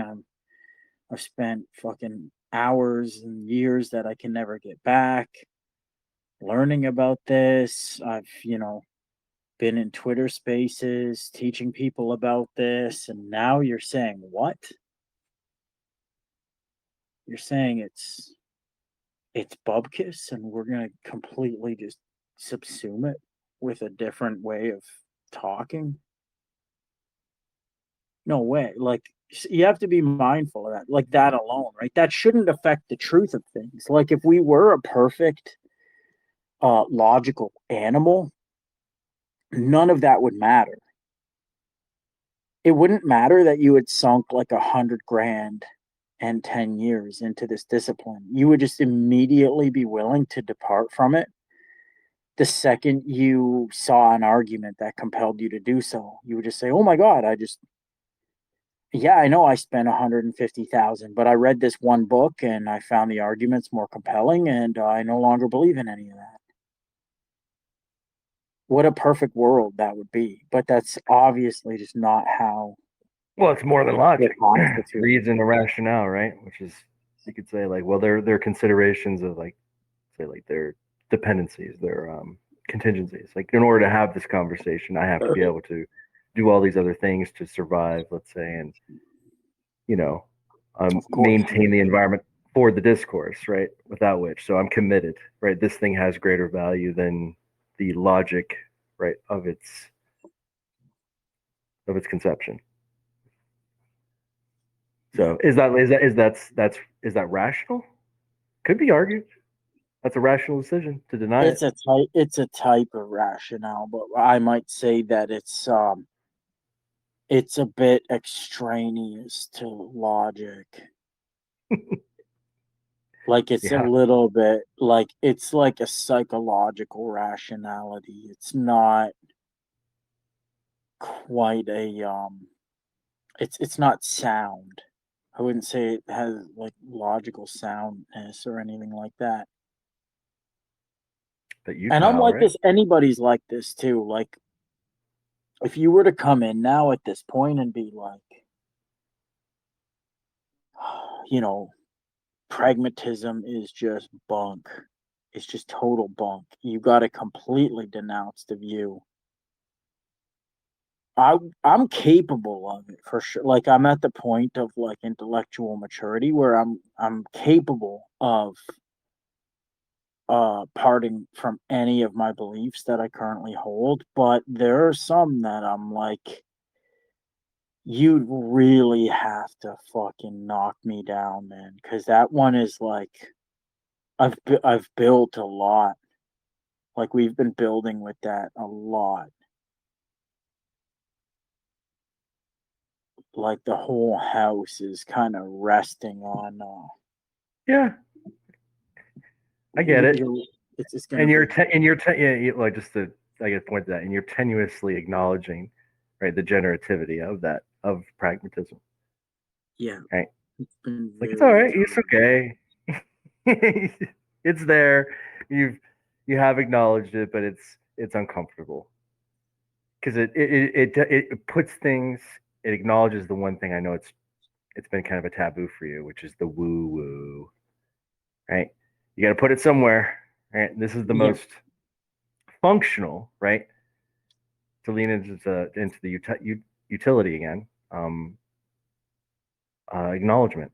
Like, I'm okay with that. Yeah, that it's all grounded in fucking magic. It's like, damn it. Ah. All right. I want But to to, like, yeah, yeah, from well, there, developing the coherency we call, the world and our lives. I Wondrous. want to read a quote to you if I could. Woohoo. It's very liminal. If I can just have a moment to find it. Make the moment. Okay,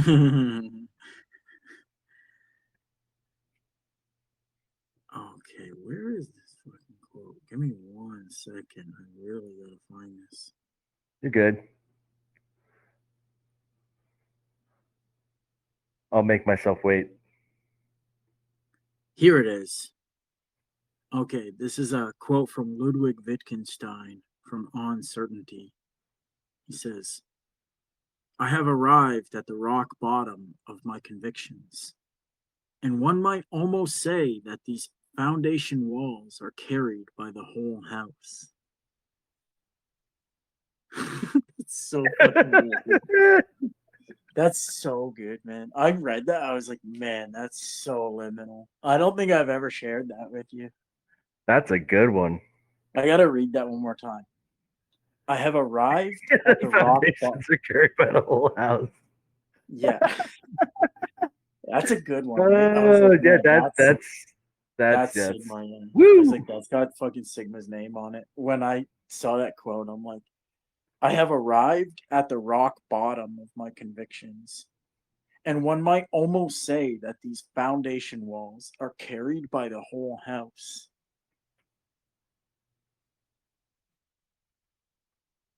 That's sort of like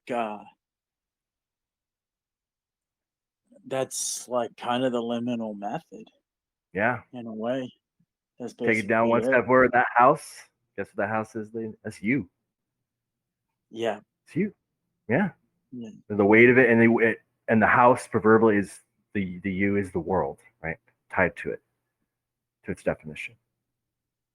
And that Man, that's if that good blows your stuff. mind, good, because that's the I get frontier. chills. I get chills, man. Me too. It's I get exciting. chills. Yeah. It's I guess to lean in some ideas that I've or some ways of describing, ways of invoking. Um, that like it's been described as like a fire, right? That intention, right? That drives, right? Um, your building of that house, right? And with it, that acknowledgement that it's held up, and that sentiment of everywhere, right? But even that word, the invocation is underdeterminate, ever developing, ongoing, and The so a wondrous consequences frontier, right, of development. Endless. the consequences don't just simply follow from the premises, but they give all the conviction to them. Like the consequences give the conviction to the premises that they follow therefrom. Yeah. In a really holistic way. It could be like sort of a summation of your view is like if you think you're thinking holistically, but you have to go more. Yeah, it's Is it? generatively that the Yeah, whole is being made, and we call that the moment. That, but the mo is like the statement as if I were to utter, and my the utterance would never stop. I'd never finish the word, let yeah. alone the sentence, let alone the fucking phrase, let alone the paragraph in the book, and so on and so forth. Right? Because if you drop the definite article and just say moment, it makes more sense. Even though that is a very that's a violation of our linguistic norms to just say moment, the way that we would say like boat, or when you add a definite article to it, like saying the chair. It's not picking out like chair in the intentional sense, but it's when you add that definite article, like you're denoting a very particular, you're picking out a particular thing, the chair. It's that chair right there, like the one at my desk. Pass me the mug. And when you're saying the moment, we're making the moment. It creates a misnomer Yes. because it's not a definite article. It's like an intentional object I'm where it's assigning just a noun to what is a verb. yeah, yeah, or to what is like just a pure intentional object. Like it's not extensional insofar as it almost would be better characterized as like talking about chair in an indefinite sense, saying just like chair That's that's one as thing a you like about this consequence. dude. That he talks about language and that everything is like a reduction, like when we describe things of an action sense.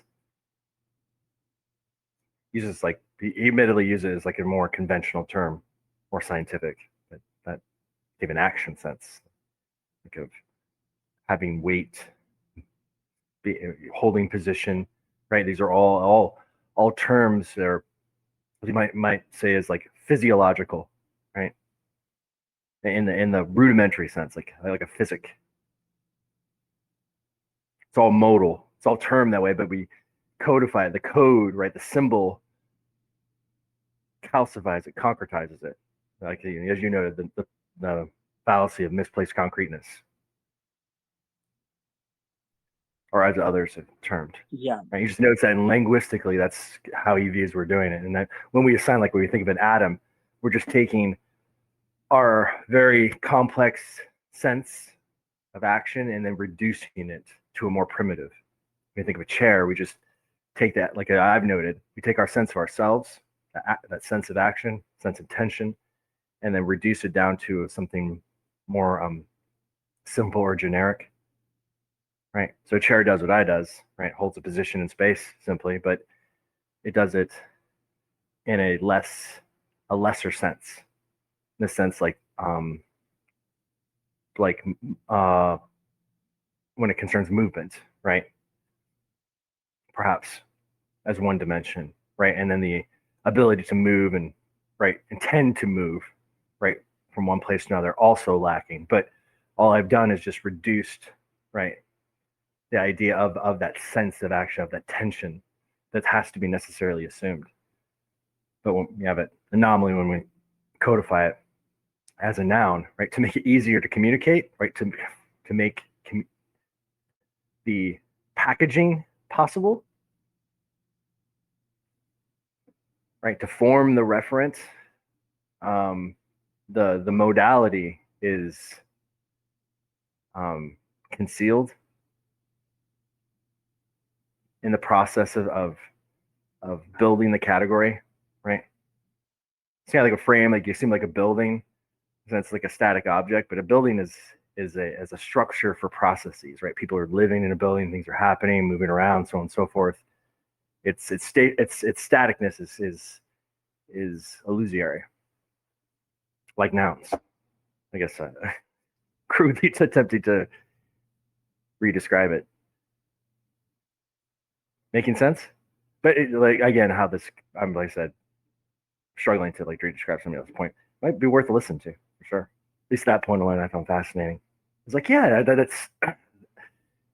well describes, re-describes for me what I've noticed as well. Just codified a bit different, like the idea action sense. That Like that quote? was Are you still referring to that quote or yes. no? Yeah. For the action sense, yeah. The reason it's so liminal is that Oh no, not just that quote, but that quote and the reference to the gentleman we were referencing earlier yeah, as some points he was bringing up, so like philology, right, and kind of noting that like something I like most people probably don't think about, like when you're encoding the idea of an object, that you're using the sense of verb, like a modality, in order to assign, right, an identity. That's that's clever. It's like um, to notice that. Which I don't know if you agree that most people don't notice that's what's occurring when they're assigning any value. It's like it's all made of verbs. yeah, most people are not aware of most of the logical linguistic practices they partake and engage in on a daily basis. They're not aware of any of it. Just like how I'm not aware of any of the theoreticals when I play guitar because I didn't learn theory, but I just became skilled at the output and production of like sound of music, songs. But if you were to describe to me, if somebody who was literate in musical theory were to describe to me what exactly I had just performed, it would be very alien to me, despite the fact that I had performed it. That's most people are operating like that. And a lot of them make, a lot of us make very basic errors uh like in our reasoning and the ways we apply logic and stuff like that in a day-to-day basis. Some people don't. Some people have a very bad sense of like naive logic, and others don't. Like they're just they'll be drawing certain conclusions that are completely invalid. Not whilst like doing logic, but just when they're even just like at work at the wage cage, and they string together a couple of premises and then they try to conclude something from it, and it doesn't This logically is like a follow. Like Dunning they don't Kruger understand. thing, where they're naive but they don't know they're naive. It could be, yeah, it could be seen as that. But the Dunning Kruger is it's a very similar thing. Like for sure you could see it that way, but Dunning Kruger is usually about, it's like a competence curve when learning a new skill or something like that. Whereas this is like, most people never really improve in logic unless they actually set out to partake in the formal study of it. Like it's not something that you just get better at with practice, or else we would all be like brilliant logicians, because every day every single thought that you think is undergirded by some type of a logical um framework.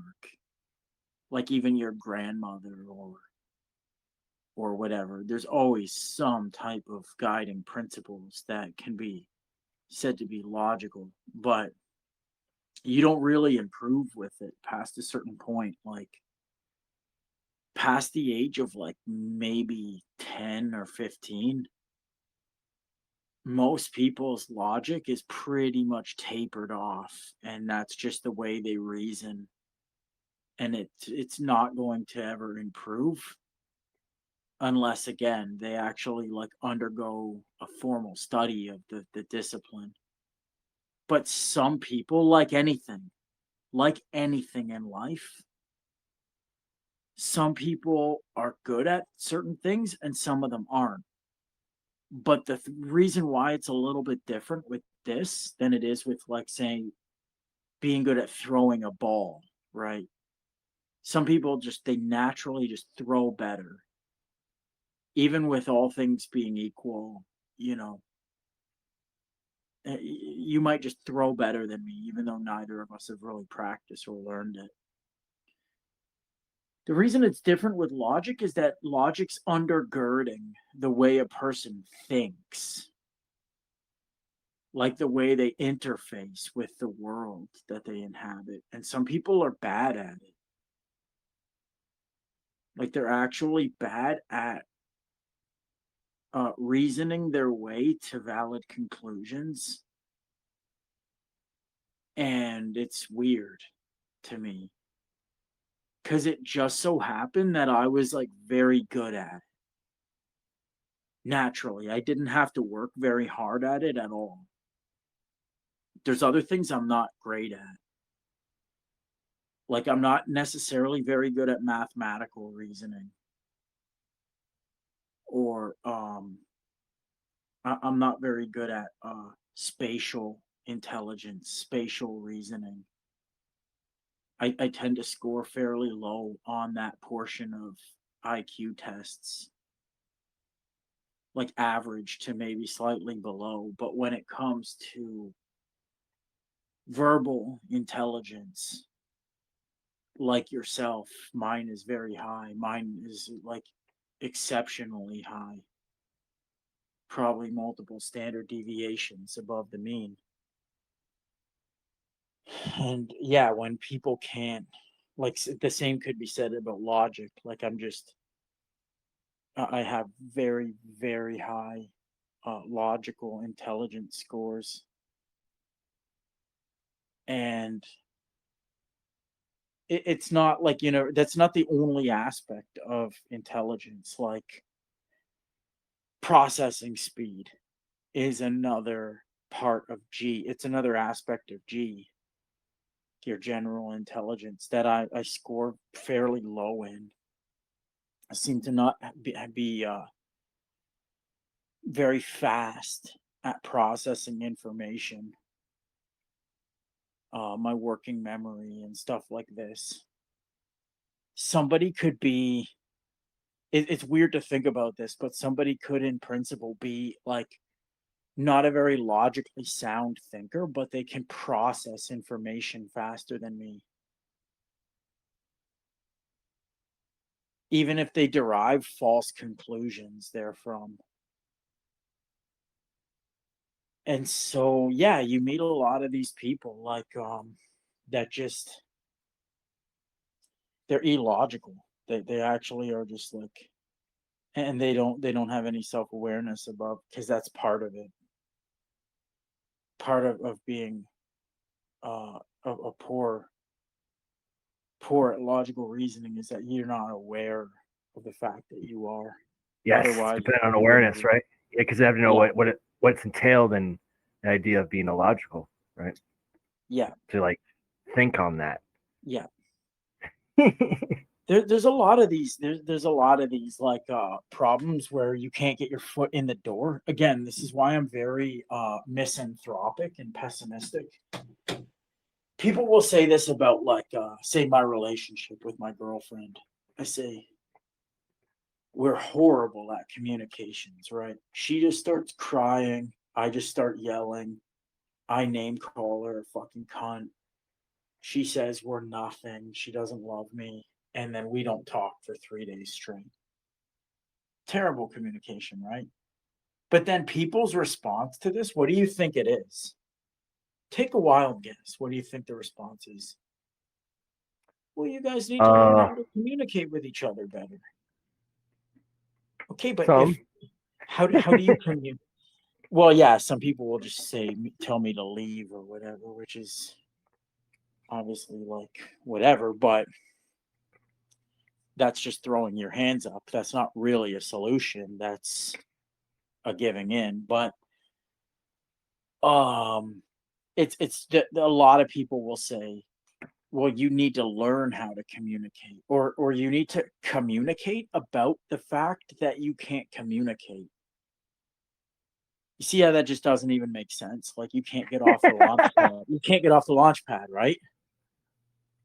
Like, But dude, you just need people to think fix that your makes problem. sense. It's like that's what the conversation is about to do. I'm trying to figure that out. You're just telling Yeah, me that I need to fix problem. Just it's redundant. exactly. It's a redundant prescription, but people won't actually understand why that's redundant. They'll say, well, if you can't do X, then you just need to do X. What do you mean? Just We kind of have to talk um, about. You want me to stand on my 2 feet? How do we stand? Can we describe that yeah, process? yeah, Coherent narrative about picking myself up by my bootstraps. What that looks like. yeah. People will say like like MGTOW, for example, right? Or they'll say like men need, or not MGTOW, but men's rights, MRA, men's rights activism. They'll just say, well, men need to stand in solidarity. Okay, but the whole reason for our plight is that we don't stand in solidarity in the first place. Like, do you understand how that's a redundant prescription or that's a non solution? Like, it's like, oh, men need to come together and stop being divided. Yeah, Obviously, they often talk about points of failure rather than like points of progress. So it's yeah, like you ask for a solution, and it's like I don't need to know where it's failing. I need to know describe to me where it can succeed. yes, exactly. People will just make all these like, you're just pointing out like the failure and saying, make it otherwise. It should be elsewise. Yeah, obviously. Like that's abundantly clear that um men are having a problem because we're not able to organize ourselves as a cohort, and we have no solidarity. That's why we're failing. And then instead of looking for like uh mechanistic explanations for why that's the case, like, well, men have these hormones and they dispose us to see one another as competition given X, Y, and Z circumstances. Those are the kind of solutions, like those are the kind of uh diagnoses that I think are like worth discussing. Let's look for some underlying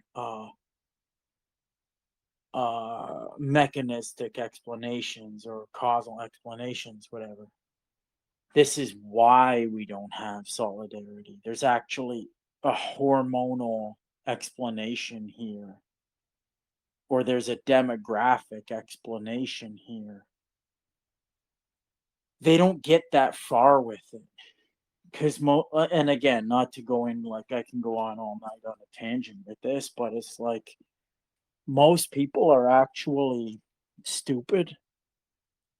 Like, I don't even say that to be insulting.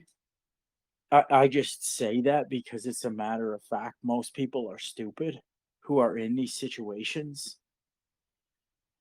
Most excess males, most failed males are actually idiots. Most incels are idiots. And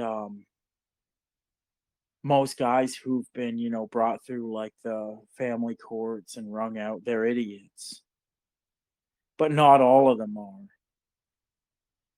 And so there needs to be a bit of a separation. I've advocated for this, like in the black pill spheres, where we basically separate ourselves into two camps, according to which how many possible worlds would you have been in the same predicament, in like a kind of inceldom. So I may be an incel, for example, or you may be an incel, right? But that may be very context sensitive. The fact that Sigma Trialectic is an incel is like very context sensitive. Like in most possible worlds which could have obtained, that probably wouldn't have been your fate, or that probably wouldn't have been your case. But there's a lot of people who are also in that same category with you as incel, where their situation and their predicament is not really context sensitive. They are just actually egregious genetic subhumans that should have never really been born. They were just born to like a hedonistic boomer for no reason. And no matter what type of world you could construct, 99% of the time, unless they hit the lottery, they would have basically been a useless fuck. And we should start to tease apart that dichotomy so we don't all get lumped together, because we're not the same. We are not the same. Like, I am smarter than most fucking people here. I'm not a genius. I was never going to be a physicist, but I'm smarter than most fucking people. Like, most of these, like, MRA guys are morons. They're not like me. I'm not going to share the label with them. They're idiots. Period. And they don't want that. They hate me because I bring up that division. I do. Yeah, you're an MRA, I'm an MRA, but we're not the same. You're an idiot. You carry shit genes. Like, you're actually the problem. this is like the same thing with Midwest, that guy that I was like, not to be rude to him, whatever, but guy's an imbecile. He's not very fucking bright. He's a dummy. And I'm like, man, you are in this really paradoxical or conundrum type way. You're like, you're the problem that you're identifying. And if I could just hold a mirror up to you, you could maybe see that, but there's no mirror around. So you're like looking out at the problem. Same with Mystery School. He's like this black guy, this didn't do nothing. And he's like, oh, America's going to shit. America's cooked, boyos. He's like this black guy with a speech impediment and he's low IQ. And it's like, yeah, okay, yeah, you're right. You're correct. But let's have a moment of pause for self reflection here. Like maybe America's shit because people just like you came to inhabit it.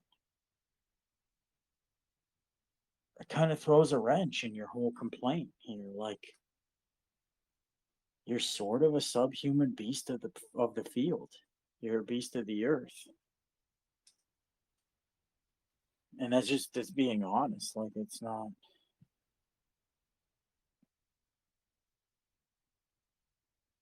So I don't know. I don't really know how I got on that, but yeah. Well, I don't worth know. considering. Maybe that's a wrap. I don't know. Maybe That's a good that's a one. good place to put a fork in it. All right. But yeah, I'll just cut this off then. Good Holy night, fuck, everybody. we've been going almost 4 fucking